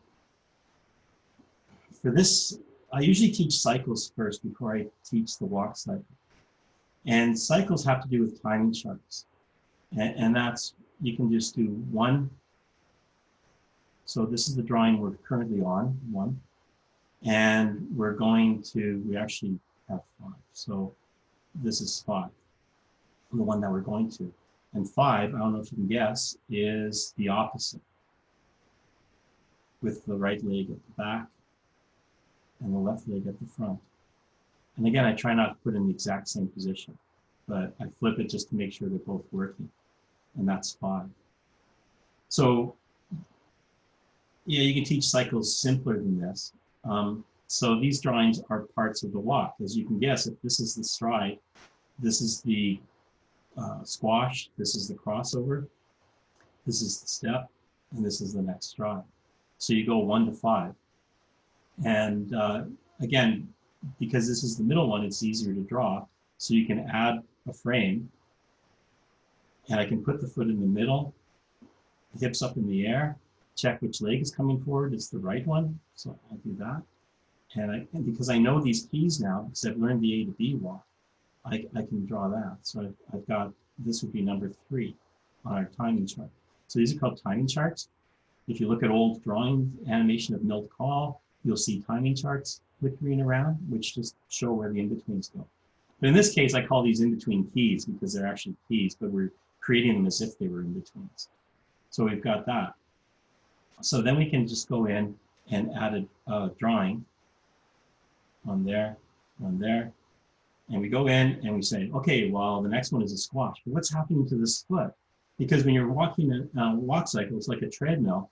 The foot has to drop down. Now, where's the actual in-between? We want to be exactly halfway because, again, this is a cycle and things have to work evenly. And you would presume that the treadmill is going back at the same speed. So I would say it's about there. So I'll put the foot all the way down and there. And then I'll flip it to see how it's going. And I know that that's the squash, so the hips drop down. Now they don't drop forward because the character is walking on the spot. And the hips are starting to move back. So, well, after the squash, the hips are still forward. So it's not really an in-between. And what happens to the foot? That toe, remember the A to B walk, the toe pivoted in the same place. But if a character is walking on a treadmill, that same place is now over here, depending on the distance. So we can see the distance, the spacing from the heel to the heel. And so we'll just try to keep that the same. And on the squash, we'll put that toe back a little bit. Because if you see it, it's on the treadmill, right? So the toe has to flip out. That's the biggest mistake that students make on their first walks, is they don't push that toe back. So we've got that. And now we're going up to this, into the crossover. And so now we go into the next one, which is going from the crossover to this next stride. So if we open up that, again, the hips, now it's kind of like the step isn't really an easy in-between usually. And so again, we know where that foot's going. And if we do a little kind of an arc down, we can see where this heel would be. And we see where the heel is, and we get the halfway mark. And it's really important that it's halfway because we want a constant movement. And this foot is there now. So we can test it before we go any further. Sure. And then we can just put the hips in. You can turn the backlight on to figure out where the hips are. They should be about halfway. So I just right click to erase anything I've just drawn. Although if working on paper, I don't have students erase. You just draw it darkly. Erasing is kind of a negative thing that takes your mind off what you're doing. So that I can kind of see this, I can place where the foot should be. And oops. There we go. Place the foot, just flip it to see where it's going, and then kind of figure out where the hip is, even though we can't see it. Sometimes things you can't see, you still draw in as an animator. And so we've got that cycle. Not really great drawing, but great animation. And so we've got that. So that gives us 1 to 5, but what do we do now? You just flip the drawing. So when I taught this on paper, now you would have 1 on the bottom and 5 on top, and 2, 3, and 4 stuck in between. And then what you do is you take all the drawings off and put 5 down, and then put 1 on top. So that's a hard thing for students to think about because they're going from 5 to 1, and they think they're going backwards, but they're not really going backwards. They're going around. So there's 3, there's 5, and we're going back to 1 because it's a cycle, right? So it has to hook up into the original drawing again. And this becomes 7, 6, and 8. So 8 is the in-between that's going to bring us back smoothly to number 1, so we can use that over and over and over again. And this is why teaching this as the first thing is tough, because it's complex. So between 5 and 1, what do we have? Well, I don't have paper, so what I do is I copy 1, which is this frame here on the timeline, and I'll just make it, put it at the end. So I'll copy it. So now we're going from 5 to 1. So now we have a different timing chart. We're 5 to 1, and there's 7, there's 3, and there's 8. So again, just like before, what's 7? It's a crossover. We know that. So is it the same crossover? Can we just reuse, sorry, 6, 5, 6, 7, 8. That's how we count the 8. 5, 6, 7, 8. 7 is the crossover, right? It's going to get us back to the other stride, the original stride, which is now to the right of the timeline. And so we're going to do this in areas. So again, we have to add another drawing here. So I'll add a frame. And so if the backlight's on, we can see the 2 strides. But if we flip it, we've got the stride with the left foot forward, and now the left foot is at the back. And so let's get the in-between to that. So again, do the same thing. I can just check out where the heels are, draw in pretty much where that middle point is. And I can see that it's the other foot that's pulling the character up. And now this one, I can draw the hips a little higher because a lot of times the hips will move upwards. And if you see that person walking in front of you, you'll see something like this. So there'll be this back and forth of the hips because the hips go up a little higher to get that movement. So we can draw our crossover, and then we're back into that. Oh, there's a problem here because my you want to make sure this is higher because he's on a tightrope. That's higher, so you don't mess up the perspective. Or you want to make sure this is lower. So we've got that. So we've got our crossover and our stride. So now we just have to add another in between and turn on the backlight. In between that, we know this foot's back. Again, should be equidistant between that and the hips. And we can see that the hip is rotating forward. A lot of times I'll draw the foot, place it, and then draw the leg in. Because the foot is more important than the leg. You know, the foot's going to carry that high movement. Going to define the arc. And then the leg is just kind of, you know what the leg has to do if you've got the foot in the right place. So that is our first one, squash, crossover, step, stride. We missed the squash. You can see that. So on assignments, I actually count them. So, if they're missing a key, they lose points. So they need to go over and count to make sure they're in there. So I can see by counting that I'm missing my squash drawing. So I'll add it in now. And I can see that we're going from the stride left foot to up in the air. So again, I'm drawing that in between halfway. Hips are down. I can always check the other one to make sure they're down the same thing and that this foot is pivoting back because they're on the treadmill. And if the foot has to go way back, then the leg stretches out and the hips rotate even more. And we've got that foot. So squash, crossover, step. And then we're back to our first one. So I won't play this one because it's a copy. If you look at the timeline, I can play this one. It's going to move too fast because there aren't any in-betweens. But if I slow down the rate, I don't like doing that because 24 frames per second is the first language, the first dialect that they learn, and then they can adapt to other dialects later. But let's just play this. Let's play this as a cycle.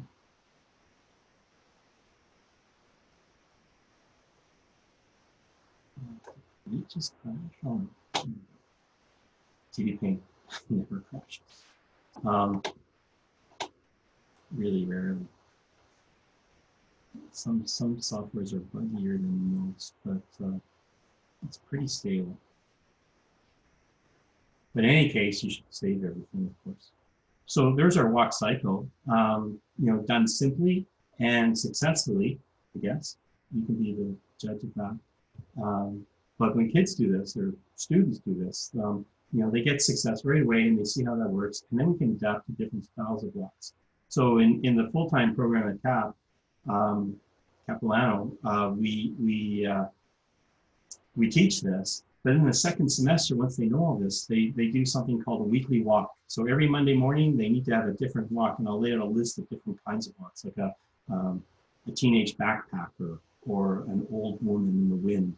And everybody will animate the same thing, just simple structure, but the character has to move like the description says. And then we all look at them. And doing this every week just makes the walk so easy to them that they can do anything. And so that was one of my graduates who later worked on Princess and the Frog, and now she's doing this amazing graphic novel. It's like this years-long mission. Actually went to Antarctica. Sarah Aries, I'll mention her. So she drops in whenever she's in town and talks to the students. And she said, one year she said, "Are you still doing the weekly walks?" And I said, "Nah, we were just slacking off. We were just throwing it together at the last few minutes." That was the best assignment I ever had, because it really made me learn walks. So that was pretty good. So I brought it back, and it's still talking. So anyway, that's walked. Any questions at this point? Nope, no questions since our Good. last question we presented. So yeah, keep going. Everyone's gone home. You still have quite a few people watching, so no, nobody's gone home. People are interested. Good. Oh, that's.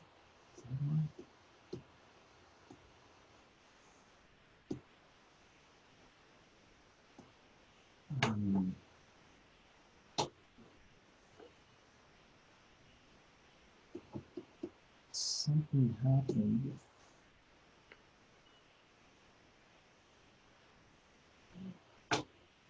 I'm not getting that, so let me just go into the tablets.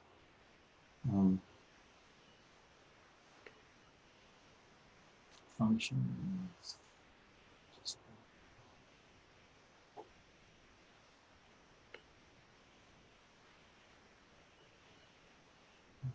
That's right.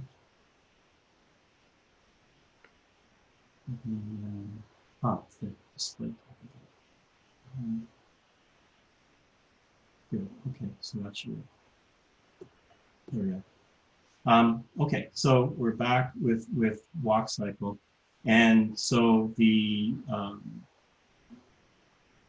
treadmill. So this is a good one to watch. So there's a character, again, a student project. So it's thick legs. So the assignment is they have to step up on the treadmill, turn the treadmill on, and shift into a walk cycle. So there are some of my notes here because I've given feedback on this. So, but this is a really great example with all the keys. You know, and you can see that it shows the difference between an A to B walk and a walk cycle and how to do it. But take a look at the hip movement. That rotation really makes the walk look nice and believable, as well as an exaggerated up and down, which adds to the contrast.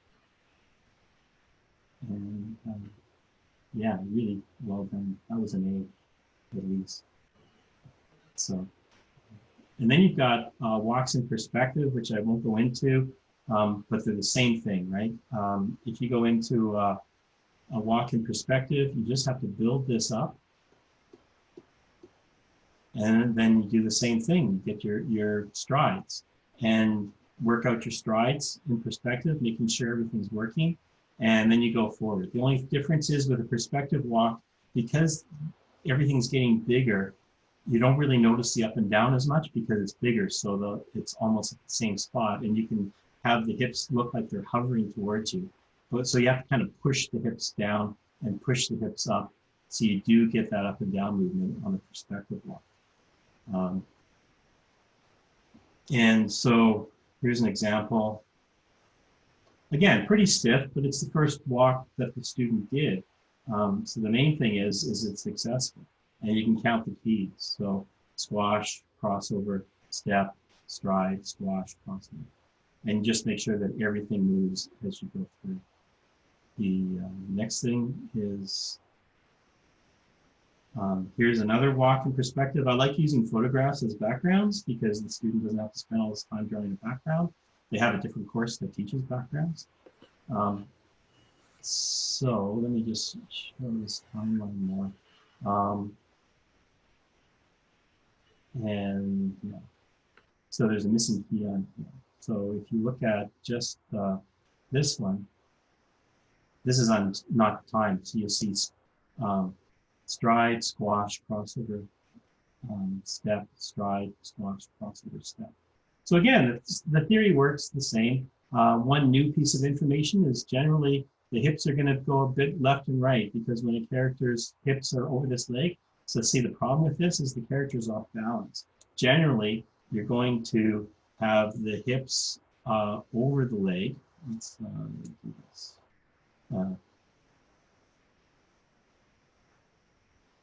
So I would have the hips come over the leg because that's what, the character has to be balanced. And so everything else would be attached to it, but maybe leaning in a little bit and you get this. So this would probably be a better key. Right, so now it's working, so it's less off balance. Do you, And do you, then te- this do you is, teach do you teach students to initiate a turn during the walk cycle too? sorry, Do you sorry? do you teach do you teach how to initiate a turn during a walk cycle? Well, the walk from A to B. So they'll walk in perspective, and then we'll talk about how you turn around a corner. Okay, So, that was a question somebody asked. oh, okay. So a walk cycle, a character walking on the spot. A turn would be the camera moving around, right? So people are walking on a treadmill. Generally, it's not going to be rotating. It'll be the camera that does that. So you could do that. It takes a lot of work. But if you're talking about an A to B walk, yeah, character does a turn. Because here we've only seen straight walks, right? Characters coming towards us. And now that I mentioned that off balance key, you see it all the time, right? And that's what learning is in terms of animation, is making mistakes and then saying, yeah, that's not right, and then never doing it again. So a character turn is turning a sharp corner. I'm glad you asked. So this is mine. This is a demo I did for the class as we were talking about this. So again, there are keys. So character turns. So I only drew what the turn was. I didn't do the perspective walk. So if you look at this, you can see how characters turn. First, I demo a walk. And so characters tend to, the simplest way to turn would be to plant the foot, and then the foot that's in the direction you're going, you have to kind of change the direction. So this is a really important key here. I'm drawing with my leg brush. I can erase with my leg brush. So the thing is here, as you go through, it's no different. You've still got your stride, and then your squash, which is totally the same. And then you go up into your crossover, and it's the crossover where you start the turn. But the thing is this foot's planted. And an important thing for students is that they need to know that this doesn't move. You can't just rotate, shift the foot around, because if this character's got some weight to them, this foot's not going to move. So it's not going to look believable. So a believable turn would be the squash, all the weight's on this foot, stays in the same place, but this leg goes first. So the perfect way to turn is now the hips can turn while the weight is still over this foot, pointing in this direction. And I've got an extra key in here. So we've got our crossover, and then kind of an extra key, and then the step. And then we go in there. Because also there's a rule that I kind of discovered in teaching, is that, when anything's changing direction, it's going to slow down. So that's kind of a hint about timing. If something's changing direction, whether it's a race car or a character running, they're going to have a few more frames in there because they're going to be moving more slowly. So I put an extra key in there for the rotation. And you can see how the knee goes. This is kind of like breaking the joints, Richard Williams. So the joint is this way, but now it's this way. And that's just because the knees cross over from our viewpoint. So it looks like it's broken, but it's not. It's just this object of a knee moving over to this side, whereas the hips are still here. So you've just got that nice pop from one to the other. I would never do a straight line because that would be a weird looking drawing that would stand out to the viewer. So I would just get into a pop into the next position, and then step, and then stride. So this is a different kind of a stride with different characteristics, with one direction going in the old direction and the other one in the new direction. So once you've got this, it's really easy to go into the squash. So this foot comes straight down. But what happens here? The toe pivots, which is exactly what we always have done, right? Because now the weight is going onto this foot, so it's easy to pivot this toe. And now the whole character is in the new direction, which you can just continue on. So knowing these keys is like opening up a magic book with all the answers. So you do all of that, and then you kind of figure out where the upper body is and sketch it in. I hope that answers your question. It's kind of an important one because you do want things to happen like that. And same with a front walk cycle. So again, you can see the keys. Again, you would start with the stride. So this is the stride, and I've got them colored here. So we can go to the next green one, which is the other stride. So you can see the two strides, and even though it looks totally different, we've got, and then we can look at the crossovers. So here I've got the weight over the leg and the curve, and then the other crossover, the weight's over this leg, and then the squash and steps are just in between, but you're making the foot go back halfway. So you can see this foot here, that it's moving on a pretty straight path, and it's pretty much equidistant. You can cheat this. In animation, the term cheat just means doing something that looks okay, but is done not in a realistic way.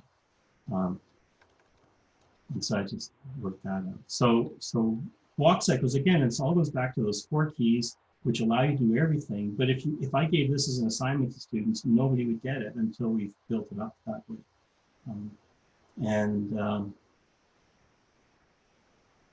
And so here's an example, really simple one, going downstairs.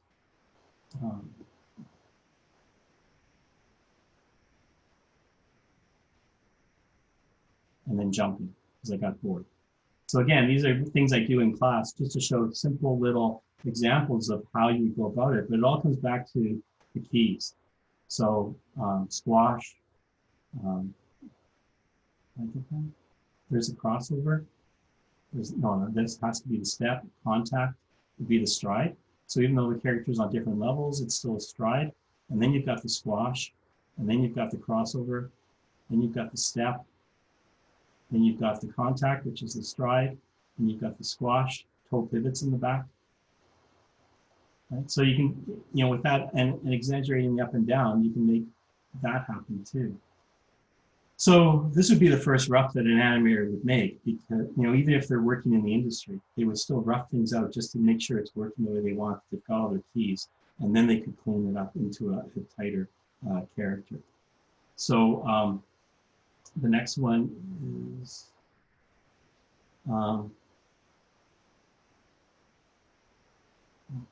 okay. So here's an example from one of my students who also did really well. This is her as a first year. I hope you don't mind, Ree. I always show her stuff because she did really. She always picked up every part of the assignment, always got things right, and really zoomed ahead and just had the best attitude. So Ree actually went off and became a storyboard artist, working on the DreamWorks TV shows, and became the lead, and then became our life drawing teacher for a while. And now she works as a freelance storyboard artist for House of Cool. So Ree Winter, this is an assignment where they had to do a perspective walk and a run. So I'll just hit play.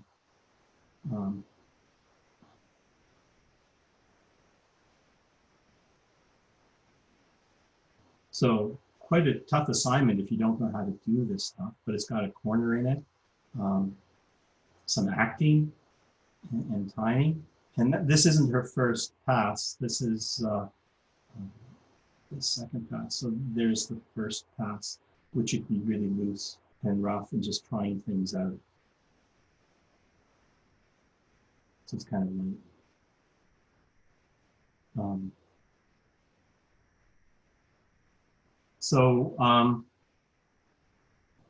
We're getting close to 2, but I did want to touch on dialogue. So the timing worked out quite well.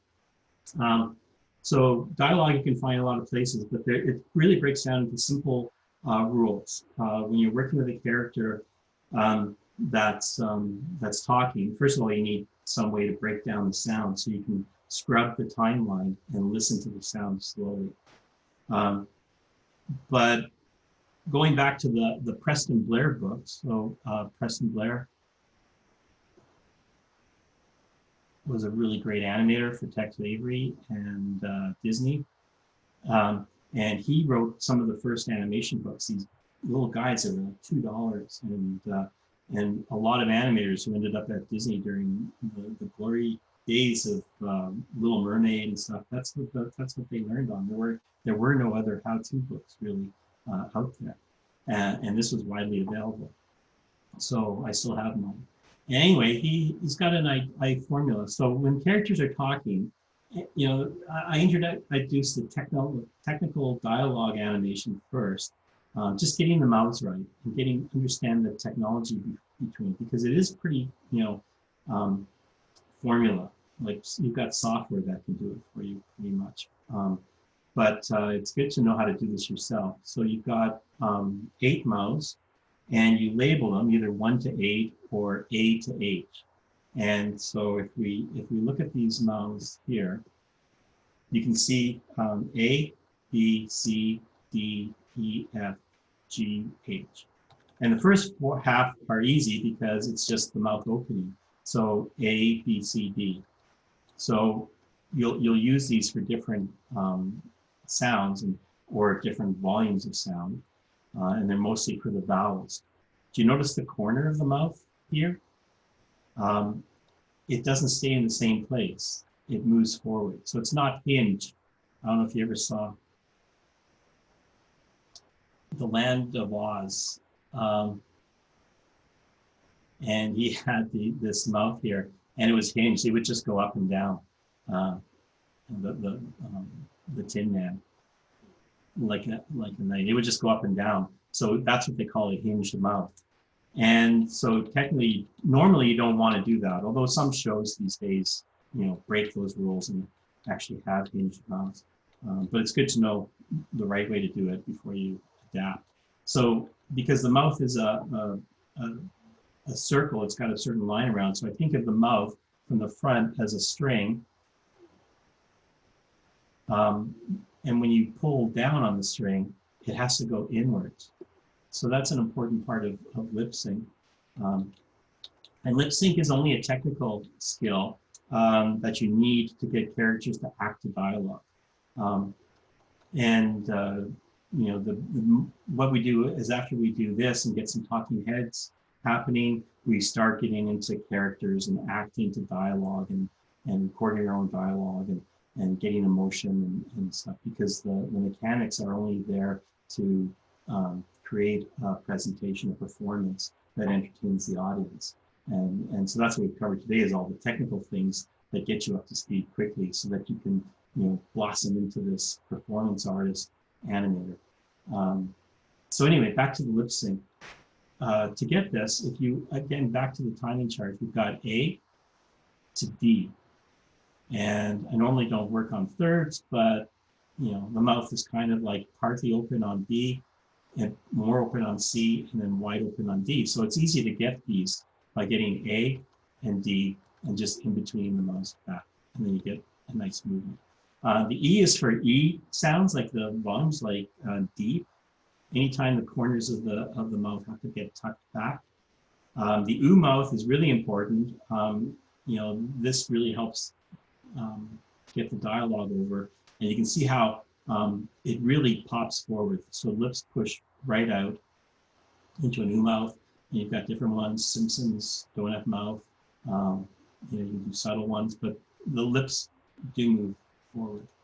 So and then the G mouth, see, the letter doesn't really always imply the sound. It's just labeled for identification, just like the stride, squash, and step crossover. So the G is for F and V, just to, when you're biting down your lip, to get that sound. And the H is for CH, like cherry and shush. You need the teeth together for that SH sound. So once you've got that, you can just pop them in. So what I do is create these mouths for people and just work with it. And there are some rules that the mouth pops open. So when you say a word like Bob, the mouth pops open on the vowel, but it takes its time getting back down. So on the B, the mouth has to be closed, so you've got the A mouth, and then the mouth pops open quickly, so you have a big space, so it'll go into a C or a D mouth. But then it has to go back to an A mouth, but it doesn't do it automatically. You don't have a wide open D. If we look at D, you wouldn't go from there into this without in-betweens. So you pop open and then in-between close. And if you look at people as they talk, that's kind of what happens, because they get that vowel out but then their mouth starts to form to the consonant that's usually coming right after. And so pop open and in between close, don't hinge the corners. Vowels are really important. So when you're scrubbing the sound and you hear the vowel of the word, like Bob, the B is important, but having that open right at the right time is important to make that vowel sound like the character's saying it. And then a rule of thumb, which has always been around, is that the image, so when you pop open onto the vowel O on Bob, it doesn't happen exactly when you hear that sound. It happens 1 or 2 or 3 or 4 frames earlier. And then that works better than if it's right on top. But if the mouth opens after people hear the vowel, or the mouth stays closed when people hear the vowel, that'll be a problem and it'll be noticeable. So that's just basic dialogue. I think we're at 2 o'clock. I think that's everything. Great, thanks, Don. We have a couple of questions to wrap Sure. up. For a high school program, what part of year would it be introduced typically? An animation program. I mean, this is an interesting question because even I don't really quite understand what they're getting at. I don't know if they're talking about a specific thing you were just showing or what. So maybe they could rephrase it in the Q&A. Yeah, well, I think they're talking about dialogue, actually. When do you introduce dialogue? Well, I would teach everything in this order exactly. And yeah, so once they finish the last one, you're ready for dialogue. You know, I first worked at a school and the teacher said, "What are you teaching bird flight for?" "I'm doing that in second year." I said, "Well, they can still do it in second year. It doesn't really matter." A bird flight is something totally different from all of this stuff. You know, once you know how to do this stuff, it's pretty easy to start forming your own method of learning. And action analysis, stop framing is great. Before I answer that question, because I've been teaching high school for the last couple of years, as well as at Capilano, with my colleague, Glenn Sylvester. Vimeo and YouTube are amazing tools now because just recently they allow you to go step by step, frame by frame on it. So with YouTube, you just use the period and the comma key on your keyboard, which are, if you look on the uppercase, you've got the brackets, and the greater than, less than brackets. And on Vimeo, you just hold Shift down and use the regular left and right arrows on your keyboard, and you can stop frame anything. So anything on YouTube, and there's all kinds of stuff on YouTube. There's milk call animation and you know, amazing stuff. You know, you can stop framing. And if you're working on YouTube on a large screen TV, you can draw from the screen and see that. And again, Sarah Harris, she told my students when she was visiting once that what she likes to do is slow down like the DVD to 1/8 speed and just watch either the live action or the animation. And you start to see all the secrets that the animator knows if you don't, because you can learn anything: storyboarding, character design, animation, by standing on the shoulders of giants, because it's all out there on video for us to stop, frame, draw from, and study. And one friend who became a director of feature animation at DreamWorks, he was a visiting artist to my school, my very first school, and I asked him about that. He said, "Oh yeah, stop, frame everything." That's how I learned how to do storyboards. And he ended up storyboarding for Disney and DreamWorks on features, and then later directing. So it's really good advice. The action analysis will take you further than any course will, once you know these basics. So high school, when to teach it?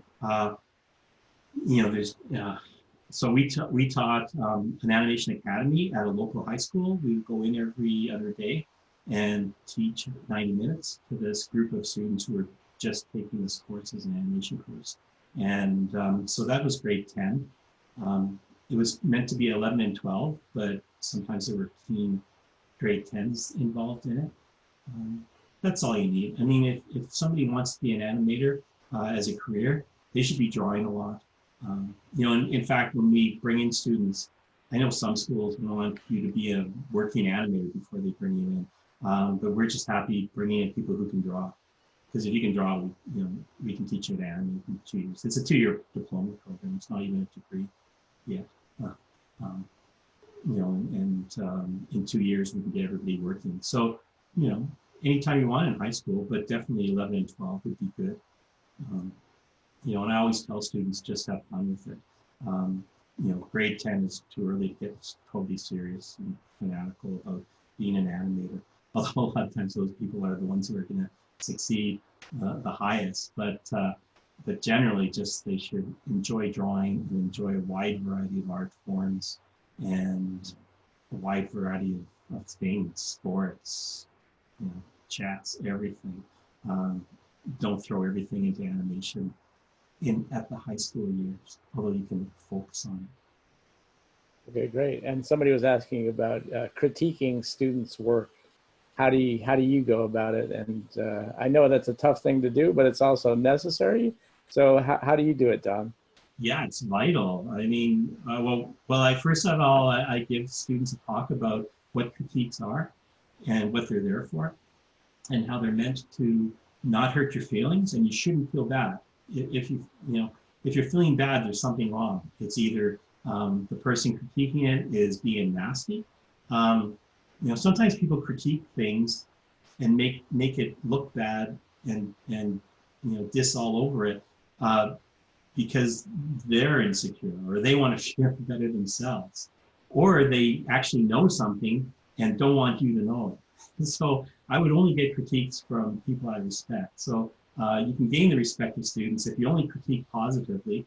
If you talk about, there are always things that you like, but works, and definitely don't be afraid to say things when, what things are when they're working, but also talk more from a point of view that this is how it can be better. So this is good, but this is how it can be better. You're missing a key here. If you put this key in on this walk, it'll work a lot better, you'll see. So critiques are meant to be positive. So I talk to students about critiquing, how they should be positive. They're just there to make you better, that we're all on a path. And so some people are going to be better in this one skill than other people will be at the same skill, because people are better at things that not everybody else is. Everybody has their strengths. And so I always try to keep it positive and just talk about how to make it better. And again, if I'm drawing on their scenes and showing them how to make it better, I'm not saying this is a terrible scene. That's the main thing. And also get them to critique each other's stuff in positive ways. And one of the first things I tell students, and this is what I'm going to miss when we're working remotely and not in person, is that we're all a team, that the group moves faster up the ranks of learning this stuff if they're working as a group and not as individuals hiding their stuff. And if you're working as a group with everybody contributing and helping rather than tearing it down by going in with an attitude to make it better, then everyone's going to get better. And that's one of the things we do at the schools. We have 2 cohorts, so we have 2 classes of students in first year who go on into the cohort of second year. And we mix those cohorts. So half of them, after the first semester, half of the first cohort goes into the group with the other cohort. And that allows them to, to really get to know everybody, because you've got more people helping you then. And then when you go out in the industry, you've got that many more people, networking. So we've got grads getting hired now who graduated in April. And the first thing I say is, well, now that you're in, are you getting other people in to the studio? And then they all say, yeah, we remember you nagged us enough about that. So to answer the question, I tend to run on a little bit, but yeah, critiques. Yeah, so it's always about positive critiques. And that was another thing Sarah said to us when she was there. She said, I really like how these students in the program learn to take a critique, because they see it as a necessary way to get better. She said, where I've worked before, you have to walk on eggshells not to hurt people's feelings. And that just doesn't make sense. So we critique, everything we see, because the person dating the critique is, built up through early stages to realize that this is going to make them better, as long as the person is respectful, you know, and doing it for them good. If you feel bad on a critique, something's wrong. All right, cool. Just a couple more questions, and then we'll, because we need to all get back to work here. Any assignment suggestions for teaching stop motion? Oh, well, yeah, again, you can get technical with stop motion. That gets in the way too, and you can buy all these expensive pop models with these maquettes that, you know, we've got some at school, and we teach 3D if anybody's interested in it, because I've done it. I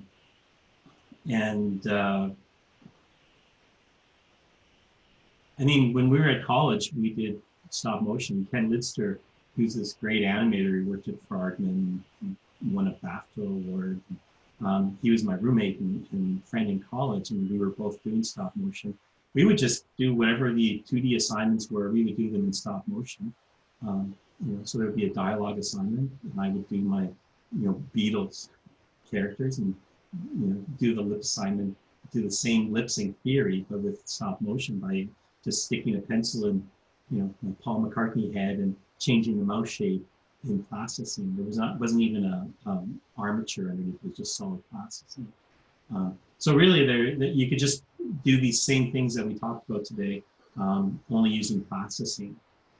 For our final, you know, for our master class films, our final films, we used characters with armatures. It was actually red wire at the time. They don't sell it now, of course. It's cinegenic. But you could just buy rolls of lead wire and make that your film. So you can use aluminum wire inside plasticine and, you know, ways of sticking it down. There's books. Arden's got a good book on how to do stop motion. But really, just it's the same thing. You're learning the same things. And with, you know, TV Paint has a chance where you can see your previous frame while you're setting up your new frame. So it works with 3D. Dragon Frame is a software that's dedicated and used by studios like Leica. Can you introduce sound to TV Paint as well? Yes. So I'll have to open up. I can show you a student project. Let's see which one it was. Yeah. So you can import sound with and you can actually do storyboards as well. So I can do storyboards this way in TV Paint. Each one of these boxes is a scene. But you can also, you know, there's a timeline. So if you go into the timeline, you can add new layers and everything, and there's a color and texture layer. But you can also go into the move this over here. You can also go into sound, which is another timeline, and then you can just load a soundtrack and scrub through it. You can do that in Harmony. You can do that in Adobe Animate. Yeah, you know, software that doesn't bring in sound isn't really software I would use, but I think most of the software does. And you can bring it in if I click on open. Let's see where this stuff is. Yeah, I have some scenes with dialogue, but I didn't bring them in here. That's cool. And last question before we sign off. What skills do you recommend high school students have before they move up to college? Well, if they're going into a college program, they should know how to draw. I think a college program that doesn't ask for a portfolio of skills, of drawing skills, isn't a program I would want to take, because you want to be working with people who can draw as well. Not that it's essential for 3D animation or stop motion, but it's a great way to plan out your ideas, your poses, how to create strong poses. If you're comfortable drawing, then that's helpful. And so the type of drawing is drawing what you see. I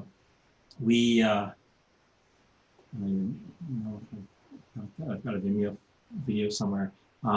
So drawing what you see, especially if you're working with a blue pencil. So the blue pencil skill is great. So if I'm trying to draw this water bottle, I can just sketch out what I see. So drawing what you see rather than drawing from your imagination is really important. Now, drawing from your imagination is good too, but if you look back to when you were a kid, you always drew the same thing all the time because you're drawing from your head, so nothing new is coming in. And so when you're drawing things that you observe from life, starting off with simple oranges and apples and moving up to action figures, once you've got your technique, then you're really developing a skill. When you can draw what you see, that's the main thing that we look for, because with that one skill, I can teach character design, I can teach animation, I can teach storyboarding, because people can work quickly. And drawing is really the fastest way to get your thoughts on paper. So, Fellini drew, some top directors drew to get things going. And with the blue pencil, you can look what you want. So like the simplest thing would be an apple. If I was looking at an apple, I could just draw light blue. And when I want to draw, I wouldn't jump into detail too fast. I would get the shape. And if I wanted, wider, I just go with my blue pencil wider. And eventually I darken it up when I see the line that I really think is accurate.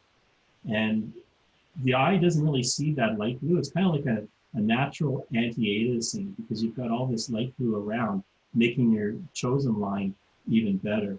Then if there's like a stem or something, I can draw the stem, and that's way too high, I need to make it lower. So I just start building up. So with pressure sensitivity and a good blue pencil, and blue because it has the most range of light to dark.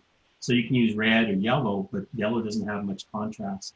It's light right away. And if you use a marker, you've got to make sure that line's perfect as soon as you draw. Which isn't to say those things, this is my technique for drawing exactly what I see. I'll use the blue pencil, but I also use this for my character design. If I want a character, if you talk to character designers, it's all about shape. They want to get the shape and proportion first. So they'll get, they'll even draw a silhouette maybe. But you can draw that in easily in a light blue. And, I have a kneaded eraser, like the old kneaded erasers. I can just dim things down and start drawing again. So if I want that character higher, if I want the neck to be higher, I can start. It's almost like, it feels like sculpture. You're working with plasticine, but you're drawing. So if I want less of this, I can just draw it darker and basically cut off that whole front part of the character. If I don't want that round shape, I can cut it in. And if I go darker, that's the line that I see. So you never have to use the eraser. Sometimes you can just use a kneaded eraser to bring it down and then tighten it up again. You can draw your shapes and things. Long legs. No, I don't like that. I want shorter legs. So I think, drawing from life is great. Building your skills up again to succeed, draw simple things and gradually draw, type of things like in high school, when we taught the high school classes last 2 years, I would bring in fruit. We would just draw fruit. I taught at Simon Fraser University just as I was studying there. I was a sessional teacher, and I would just hand out blue pencils to the class of 3D animators. It was their only drawing class that they had in this program, and they didn't draw. They didn't draw to get in or anything. And I would just hand out pencils, blue pencils to them with apples, and I would show them how to draw this apple, and they would love it because it opens up doors. They're no longer feeling that they can't draw. They really start to realize that they can draw anything if they use this technique.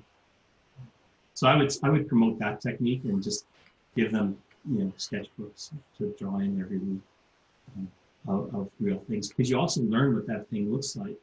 I used to give assignments. I would have a hat filled with names of things around the school, like vending machine, telephone, and they'd pick out that name. They would have to draw that telephone or that vending machine. And I'd say, okay, now during your lunch break, go out and draw the real thing, find the real thing and do a sketch of it. And we'd come back and put the two drawings up on the wall side by side. And they were amazed at how using, research and referencing of real things not only helps your drawing look good, but you also learn what it actually looks like. Because you can know what what an object is in your head, like a chair, but until you draw a chair, you don't realize how it's put together. But drawing it is a great way to learn. So I guess that's it. I think I'm losing my voice. All right, great. Well, thanks for joining us, Don. We really appreciate it. Everybody that was putting information in the chat really enjoyed your webinar. We've had lots of great positive feedback. So we thank you a lot. Have a great summer, and hopefully we'll get to see you soon. I don't know when that's going to be, but we missed you. Yeah, either there or here. Hopefully you can come back up. All right, well, take care, everybody. Thanks for joining us. Thanks again, Don, and everybody have a great summer and keep on animating. See you later. Bye.